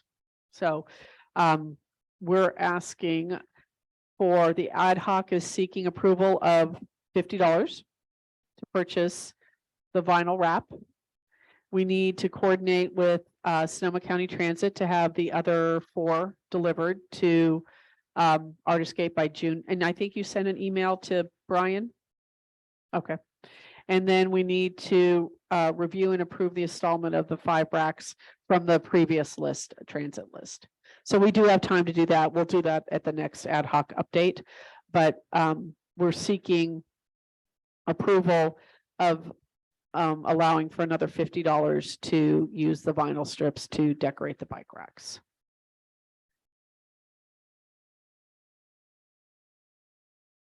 Okay. We'll do that at the, we'll also make a motion for that if it's agreeable at the end. All right. Celeste, you're up with community picnic. Yes, thank you. my apologies for not being there tonight. I'm not feeling super great. But sorry, I'm sort of trudging along on this. I sent the application in for the permit and I got the quote on the porta potties and sent a request for them to send me an invoice so that I can provide that to Sonoma Immigrant Services, to get the payment on that. And my mistakes, Sonoma Immigrant Services said they'd get me the proof of insurance, and I realized that they did send it to me, but it got filtered to a spam. So I just want to confirm that I've received that, and I'll go ahead and send that to the Regional Park Services tonight. And I drafted a press release. I kept it super simple. Oh, I also made a correction after I sent that to you both. After the until 5 p.m. for the Springs Community Picnic, I added at Larson Park. I realized that I should probably reiterate that, even though it's in the title, just to make it more clear. And so that's where we're at. And I think that that's everything at this point. I'm going to be encouraging the community to pack out what they pack in and to walk if they're able to try to reduce traffic and to reduce trash and keep our park clean while we gather as a community. Thank you. I'll save my question for the end. Anything else, Celeste? No, and my press release is open to edits by the council. I'm not married to any of it. Chair Cherry, I was going to suggest you read it out loud for the community's awareness, and then you can approve as a council. Okay, thank you. I've been saving the approvals till the end and now I'm rethinking that, but because we probably should have done it after each one, but since I'm already midstream, I'm going to keep going. Right, but can you read the Yeah, press I release? Thank you. Okay. Teaching first grade is coming very handy. Okay, but they just shrunk this.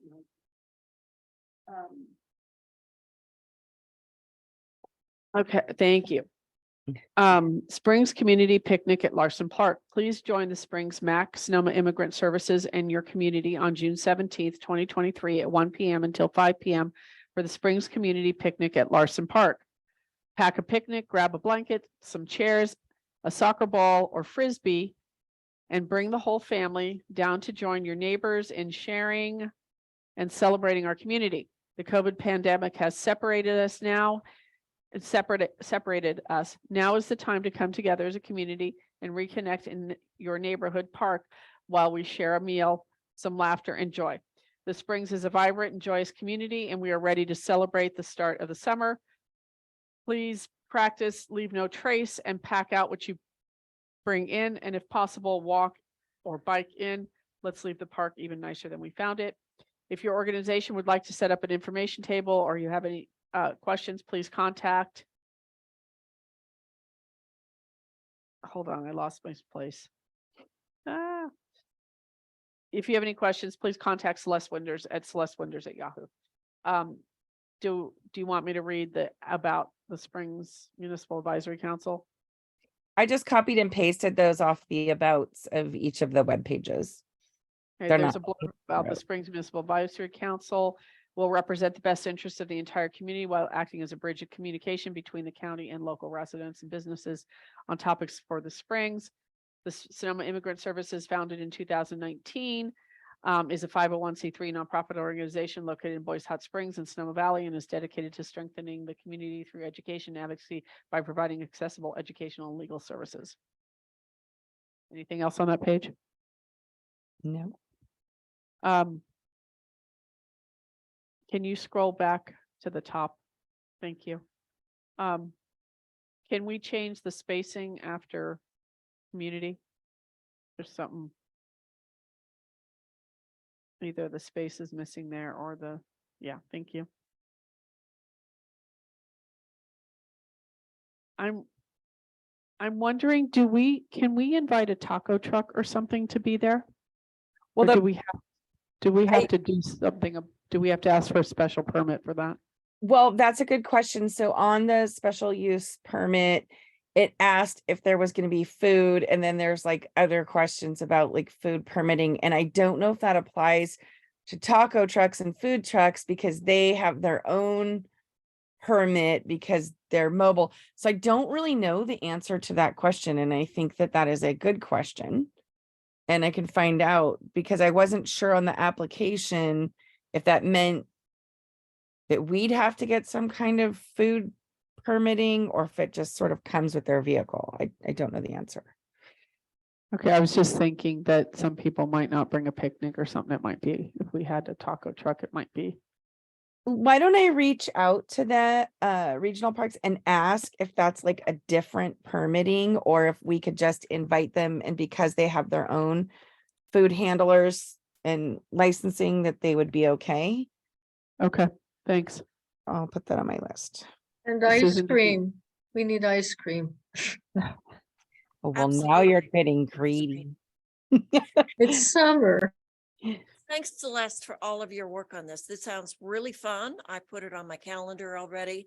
And please note, it's not a conflict, but there are a group of folks really working on organizing Juneteenth for that evening from 5 p.m. to 8 p.m. maybe. Not a conflict. It'll be fine. And I think Karina and I can check with parks on whether or not food trucks need a permit. It'll be fun to have ice cream and a taco truck there. Thank you for that.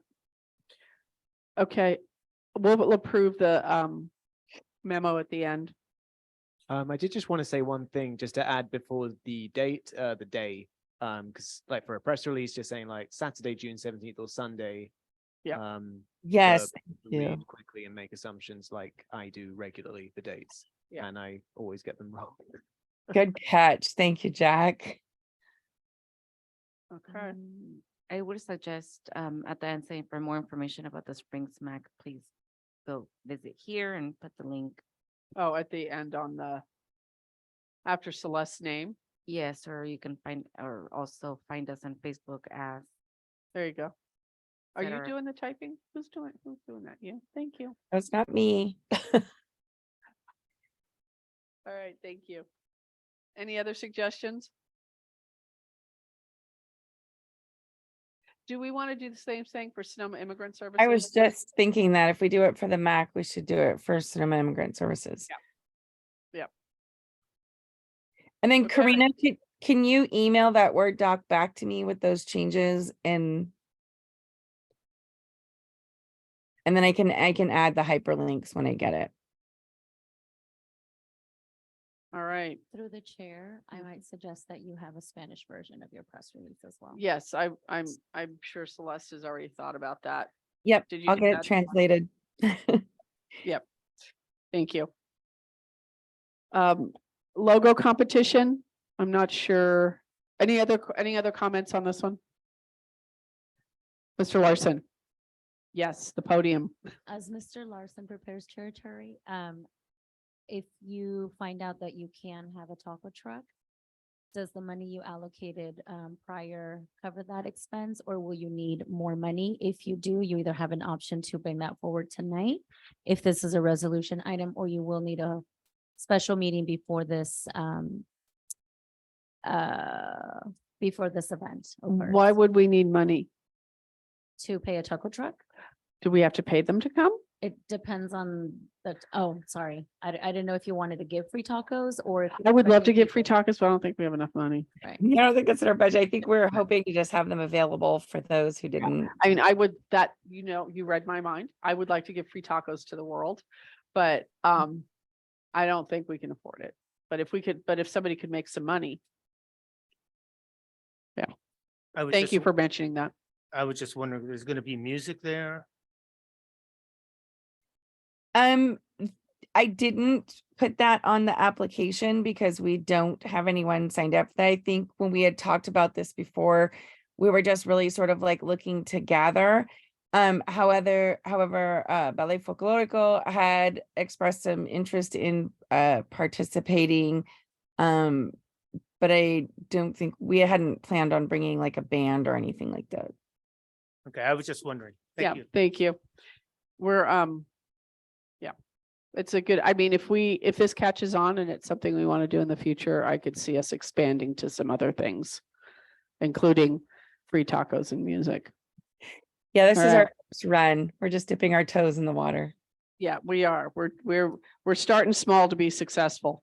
Chair Turi. Yes. Mr. Larson, you missed out on the free tacos last night if you didn't come to the preparedness fair. No, I was in a board meeting that last. Okay, we're gonna move on to emergency preparedness. Mari Carmen. Is that's you, Mari, and are you by yourself or am I with you on that? I think I'm with you, huh? I haven't helped you a bit. I'm sorry about that. Yeah, emergency prepare.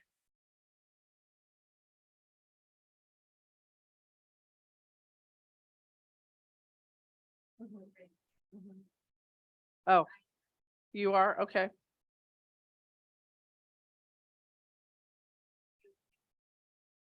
Yeah, I think so.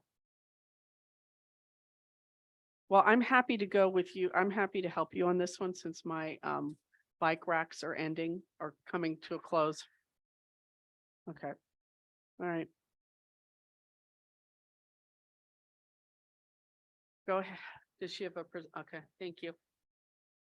My computer's acting slow all of a sudden. I apologize. I'm clicking. It is there. Okay, thank you.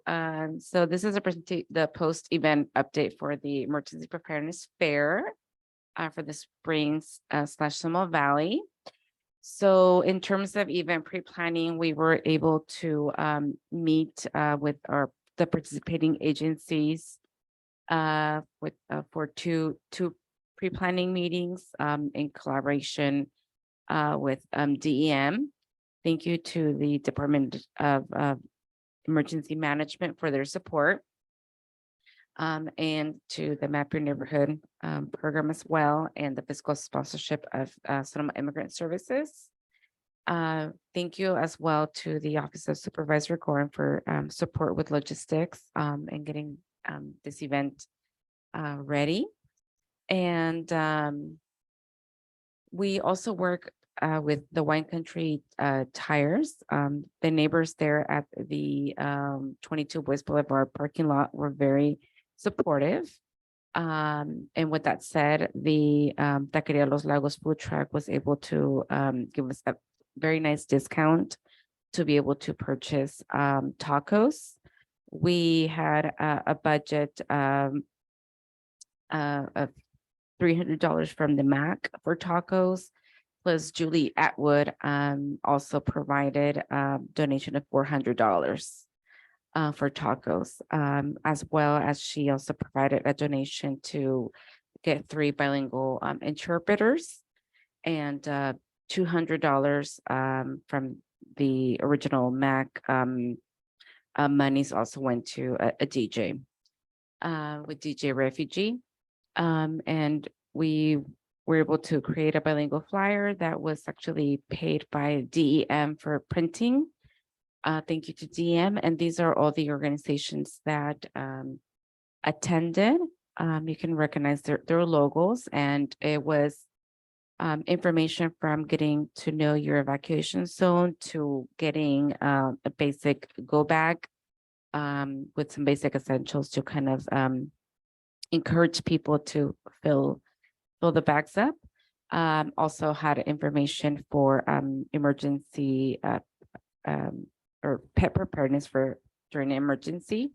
And I think and we're very grateful for the support from Dana Bravo from Map Your Neighborhood, and colleague here, Jesus Alcaraz, that also helped us out yesterday at the Springs MAC table. In terms of outreach, we were able to do through the social media, Facebook, through the MAC page, Supervisor Gordon's office page, DM, as well as the participating agencies. And pardon me, I accidentally put an and instead of saying participating agencies. And as well as the email blast list from Supervisor Gordon's office and Charla Comunitaria. Thank you. And here are some pictures from yesterday's event. You can see Jesus, Dana, and myself all the way to the end, providing information. We had a very diverse group. I would say it was mostly Latinos, mainly families, and also a lot of seniors that we saw coming through. Many people did not know their zone, and I think that's something that people still are trying to get familiarized with. So we were able to print out this document that's in the middle for people to kind of know what zones compose the Springs area. And here are more pictures. We have Nancy in the green shirt. They're providing information in the DM department. And as you can see, many families. The most popular were the fire department doing the CPR and showing how to turn off the gas and water utilities. And also Pedro, Peter the Penguin, he was there a lot, also with coloring books for kids. The Red Cross, 211, CAL FIRE. And well, thank you, to everybody who attended here, all the agencies. And at the end, the DJ, the taco truck and the Wine Country tires that supported us and helping also clean the parking lot. They lent me the blowers and a broom so I can sweep the parking lot. So I hope to adopt the parking lot to clean it up in the future. So maybe it's a future ad hoc. Maybe that could be our road.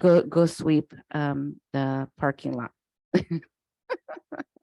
All right, thank you, Thank Maria you. Carmen, for all that work. That's amazing. That was a lot of work. Thank you. So the logo competition. I'm not sure. I think we've got it out. I don't think we've gotten a lot of traction.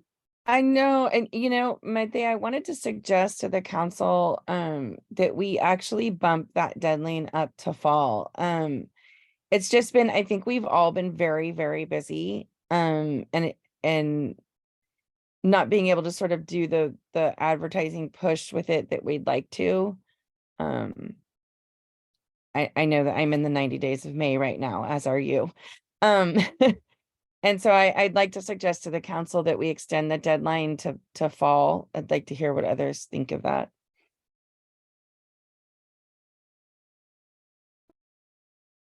Comments? I agree. I think that this is gonna be a long process, and I was already thinking about it to postpone the deadline for the artists to submit their projects, their proposals. Yeah, I agree. Yes, I agree also. Maybe we can advertise it at the picnic and whatever other outreach opportunities we might have. What are people thinking? I mean, I was just thinking fall as a generality, but I didn't have any month in particular in mind. I think you're gonna be able to gauge that at the picnic. If you get some. What if trenches we, there. it would be nice if we could, maybe September.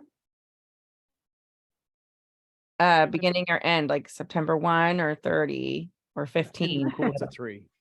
Pardon me? End of Q3, September 30th. 30th. Okay, I like that. Gives us some official chutzpah. Yeah. All right. Do we have to vote on that, Karina? The change of the date? Okay, so I'm going to add that at the end with the other votes that we have to take. All right, anything else on the logo? Okay, utility boxes. Did I skip one? What did I skip? Oh, the plaza funding update. Yes. So we have not had a chance to meet officially as a group.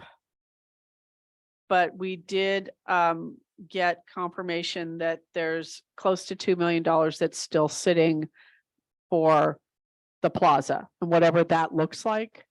However, that's to be used is yet to be determined. So Jack, Josette, we have a community member, and myself have yet to meet, but we did get confirmation. I think that was our first task. And now we need to talk about what that might look like. There was a movement towards a plaza in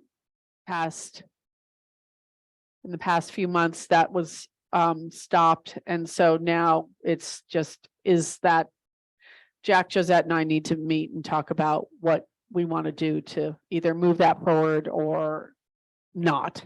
And that's kind of the conversation. So, but we have not had a chance to meet. And I just wanted to add that I'm having conversations at the county regarding the plaza and potentially land around the plaza. So I think maybe I can meet with you to talk about how folks of the MAC and community groups can come together maybe for another public meeting to talk about what they'd like to see in a plaza and not necessarily consider the funding available. Let's just talk about what we want to see in a plaza and maybe, and then we can move forward with how the county is moving forward as well. Okay, thank you for that update. I appreciate that. Okay. Springs or the utility boxes. Oh, Mr. Larson, would you like to make a comment? Okay. Thank you for continuing to make public comment. The spirit of democracy lives in this room. Thank you. Thank you. Are we gonna lose the funding if we don't do anything before June on the $2 million? Has that been extended?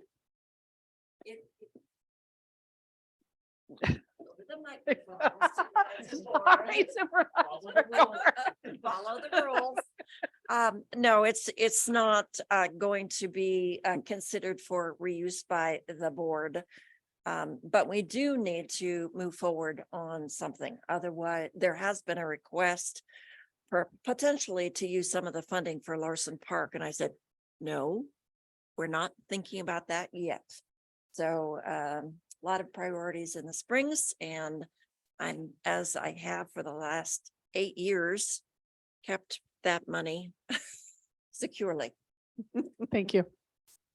My other comment would be is securing land.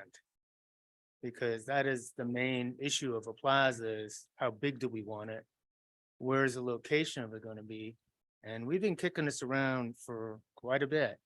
And it seems like nothing has been really put into concrete as to where this plaza is going to be.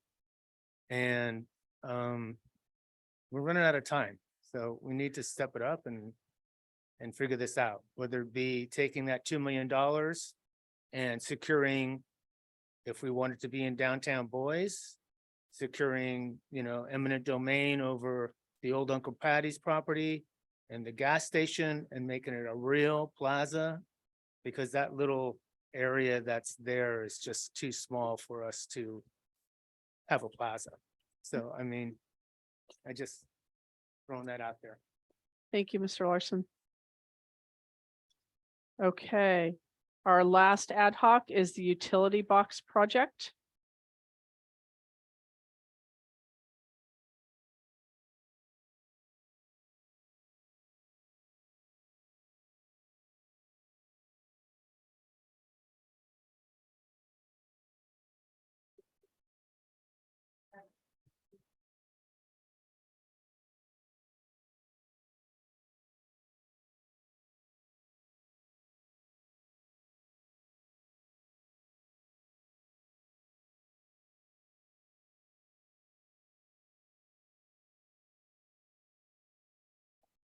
My Bea and I are in this ad hoc, and it's about beautifying our neighborhood by putting out in the utility boxes that are on the in the Springs area. I walk from Agua Caliente to El Verano and identifying all of the utility boxes. I didn't know what a utility box constitute, so I took pictures of all of the things that I thought they were like utility boxes. So that those are utility boxes are near the Sonoma Valley Apartments, near our Cliente Road. And the first one and the other two are in front of the Sonoma Valley Apartments.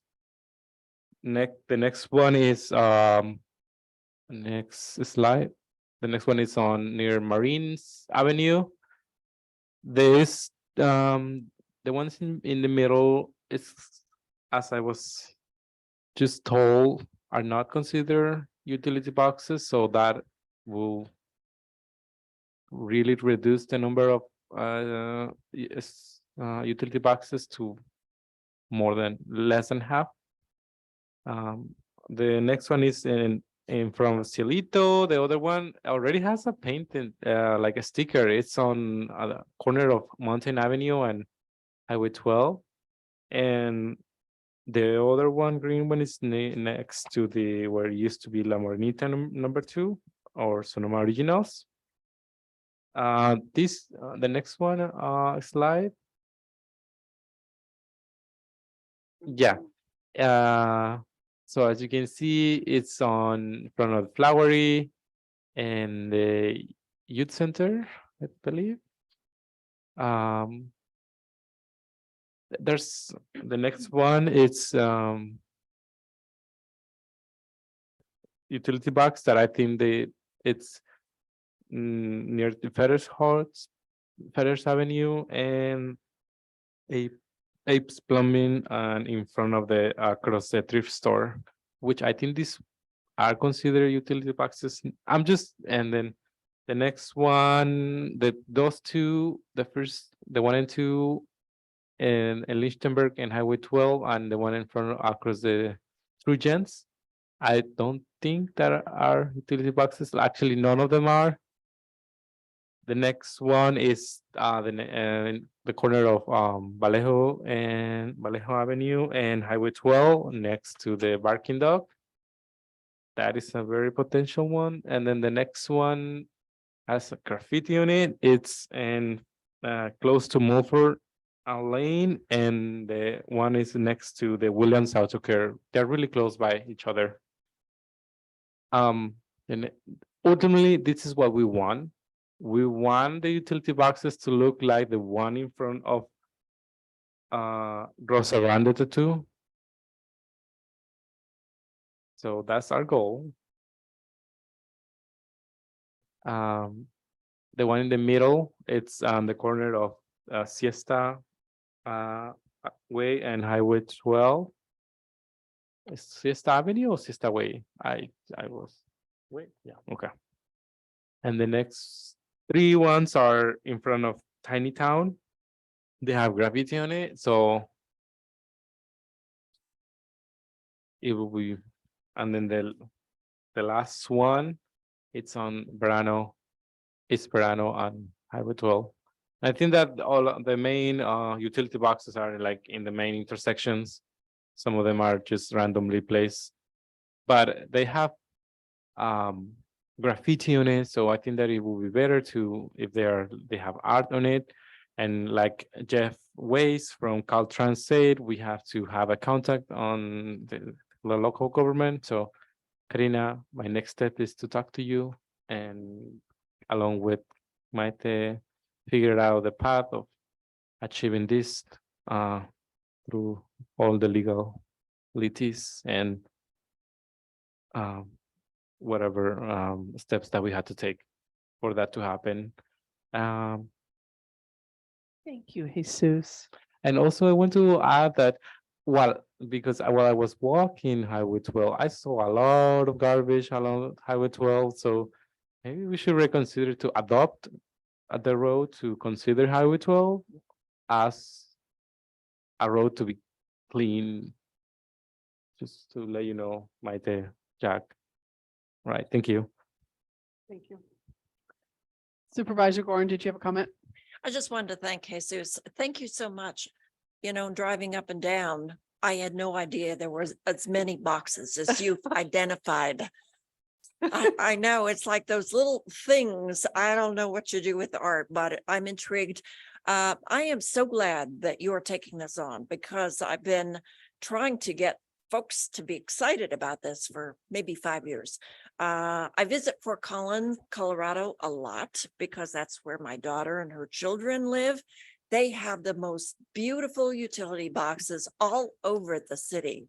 It is fabulous. And I have photo after photo after Will photo. you share some of those with us? Absolutely. And I will give them to Karina and then she could share them all with you. And I'm inspired by the beautiful artistry.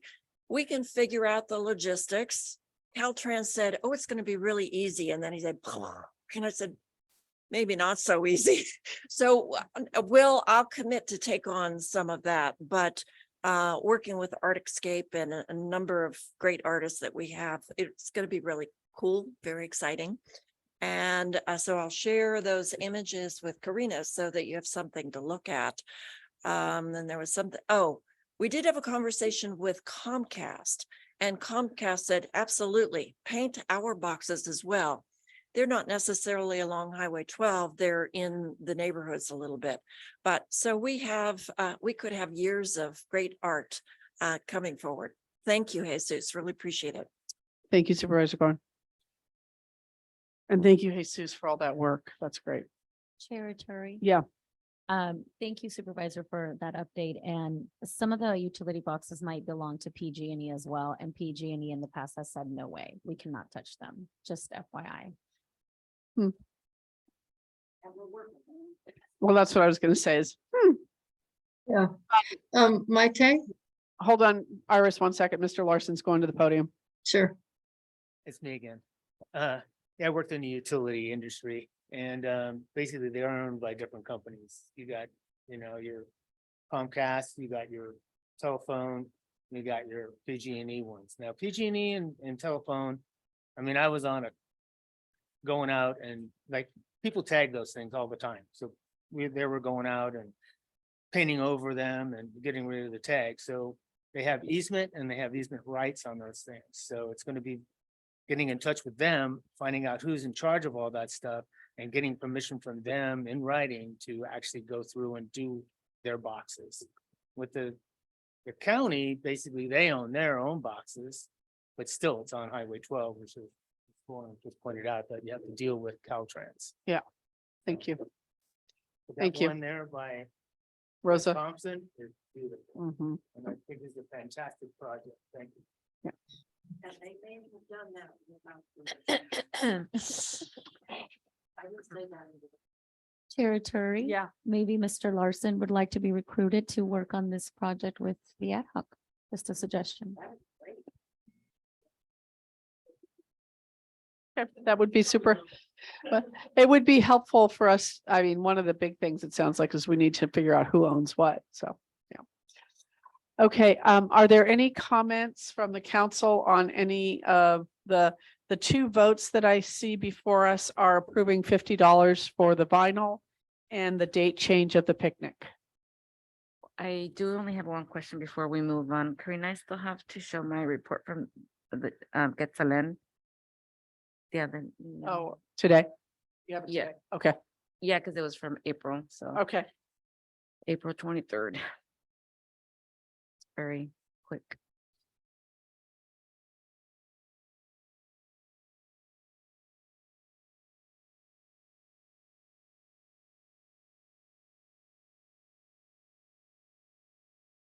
Oh, yes. So it's the post event update from the Quetzalén concert, Día del Niño. And slideshow, yeah, kind of delayed, but all good, all good. wanted to come and you were busy this month. I was busy in those 3 weeks. Yeah. Yes, I was like, OMG, but, can you go to the next slide, Karina? Oh.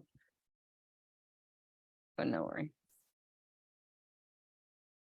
Okay, so thank you to our fiscal sponsor, Sonoma Immigrant Services again.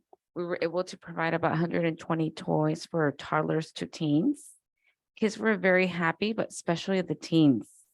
It was amazing to see that teens didn't know that they were still kids, and getting them to say like, I mean, we had like, Unos and like beads, and so, there's just still fun things. So I think it was a great way to really, to talk to the kids, getting a line that you're still a kid, like even you have your inner child. And it was nice to see that their happy faces. And I want to say also thank you to the volunteers from the Dragones Latinos from the high school, and they were able to volunteer helping me set up the toys and with the distribution. And to Karina as well, she's the picture taker. You can't see her, but she also helped me with my interior designing of the toys. So there you can see our line and our distribution. We had a variation from Play-Doh, which happened to be the most popular. What do you call those little cars? Hot Wheels. But the potato guy. Some sensitive or what do you call it? Not fidgets, but like sensory toys for kids also. And there are volunteers right there, and we're promoting the spring smack. Yeah, and thank you, Jesus, to our little runner. Yes. Thank you. So, All right. casos cerrados, case closed with those Yeah. events. The Springs Mac is busy. Okay, so can I ask for a motion to approve the $50 for the vinyl for Artscape to continue? I motion to approve. Jesus, is there a second? I'll second. Iris seconds. Jesus first, Iris second. I'll do a roll call vote. Councilmember Lombard, Yes, Councilmember Winders, Yes. Councilmember Allen, Yes. Councilmember Reyes, Yes. Councilmember Alcaraz, Yes. Maite, yes. Okay, great. The next item, I think I've got them all. I don't know if I missed any, was the date change for the logo contest to be changed to September 30th. Make a motion to approve? Celeste, I second. Jesus. Okay, roll call. Councilmember Lombard, yes, Councilmember Winders, Yes. Councilmember Allen, Yes. Councilmember Reyes, Yes. Councilmember Alcaraz, Yes. Maite, yes, okay. Passes. Did we need to vote on anything else? Do we need to vote on whether we want to invite a taco truck, or can we just invite a taco truck? I'm really stuck on the tacos. You need to have that discussion. You need to have both scenarios. If you do end up inviting the taco truck for them to sell, or if you end up inviting them and providing free tacos, then you need approval for a budget, unless you're taking that out of the existing budget. I think we need to approve the press release. And we need to approve either scenario so they can move forward. Okay, we'll do them all three separately. I think you do need to do them separately. Okay. Okay. So we need a motion to approve that. We're going to start with the least complicated, the press release. It will be translated into Spanish. I make the motion to approve the press release. I'll second. Okay, Mari Carmen and Iris, I gotta do. Councilmember Lombard, Yes, Councilmember Winders, Yes. Councilmember Allen, Yes. Councilmember Reyes, Yes. Councilmember Alcaraz. Yes, but I wanted to ask Celeste if I can help you translate the press release, if you let me. Oh, I welcome that. Thank you. Okay, yes. Okay, and Maite, yes. So press release passes. Okay, now we need a motion to invite a taco truck to be able to sell their own tacos. I move that we invite a taco truck or two to sell their own tacos. Is there a second? I second. Okay. Oh, my goodness. Councilmember Lombard, Yes, Councilmember Winders, Yes. Councilmember Allen, Yes. Councilmember Reyes, Yes. Councilmember Alcaraz. Yes. Maite, yes. Okay, we agree. Now we need a motion to invite a taco truck and potentially pay for the tacos, which means we would need to get a quote. Ooh, that would we'd have to have a special meeting. Well, we may not, because we allocated $1,000 towards the event, and the porta potties have come out to be considerably less than I expected. Okay. Based upon what they quoted me over the phone. Let's see if the quote they provide me in writing aligns with what they quoted me on the phone. Okay, So we may actually have that in our budget, and I could get a quote from a truck. okay, okay. So I think the motion is to look, to potentially redistribute the funds we currently have to potentially pay for tacos based on a quote that you would get. my Is that take, it? Yes. I would like to suggest that having a taco truck, having free tacos would not hopefully preclude having a taco truck that people pay for tacos, because probably we can't give away enough tacos to satisfy as many people who would like them. And obviously there's maybe a need for more food. I would suggest maybe if you just bring having the taco truck there so people can buy tacos if they didn't bring their own food. But maybe having an ice cream, like buying ice cream for people instead. Because it's a more affordable, and everybody wants an ice cream, like Ms. Gorin was mentioning earlier. What do people think about the ice cream idea with the money that's not being used for porta potties? Ice cream's a much better use of money than porta potties.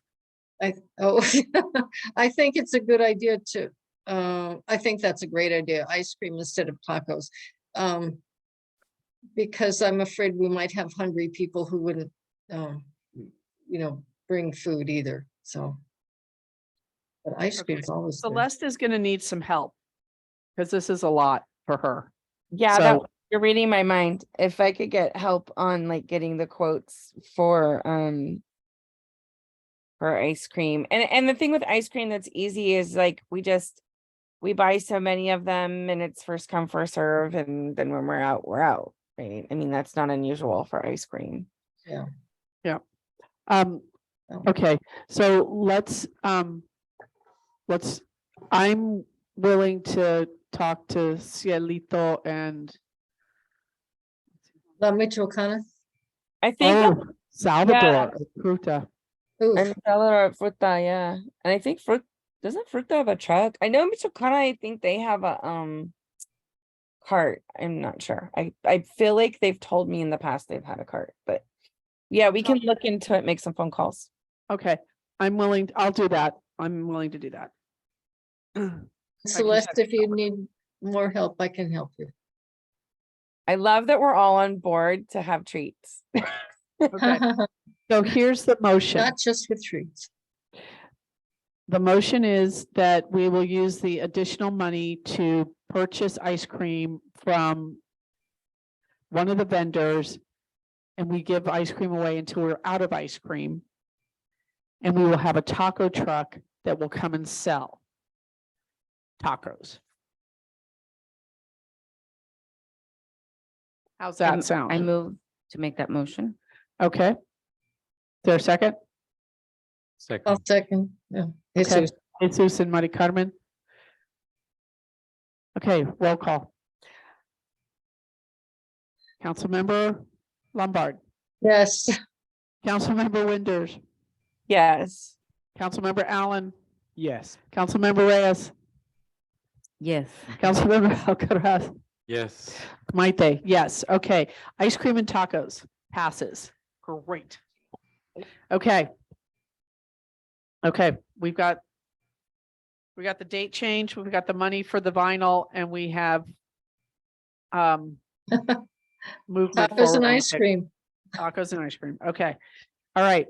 So I'm going to close the ad hoc updates and move on to future agenda items. We had talked about for the June 14th meeting to do economic growth and small business. We're thinking of removing that theme because Caltrans is going to come back at that meeting, and that will be a very popular meeting. So in the spirit of limiting the number of items we have, I'm going to suggest that we do Caltrans, and Sonoma Water would like to come because they have to do a presentation on local hazard mitigation. So that we would have those two items alone. And then our ad hoc updates. Okay. Is there anything else that people are interested in hearing about that we need to consider? Yes. Jesus. As per Mr. Larson's request, should we have an agenda item then where we can display and explain the funding for the roads and in Road detail? paving. Yeah, like in detail, something like that. All right, we'll add that. Is there anything else that people would like to hear about? In July, we have an update of the bus route from Sonoma to Roanoke Park. I'm sorry, Maite, are we going to have the norms on the agenda for June? We'll see how long the time takes. If it doesn't take, it may get moved to July, but it'll happen in the summer. Thank Okay. you for reminding me of that. We also have the other emergency preparedness people who didn't present, so maybe they come in July.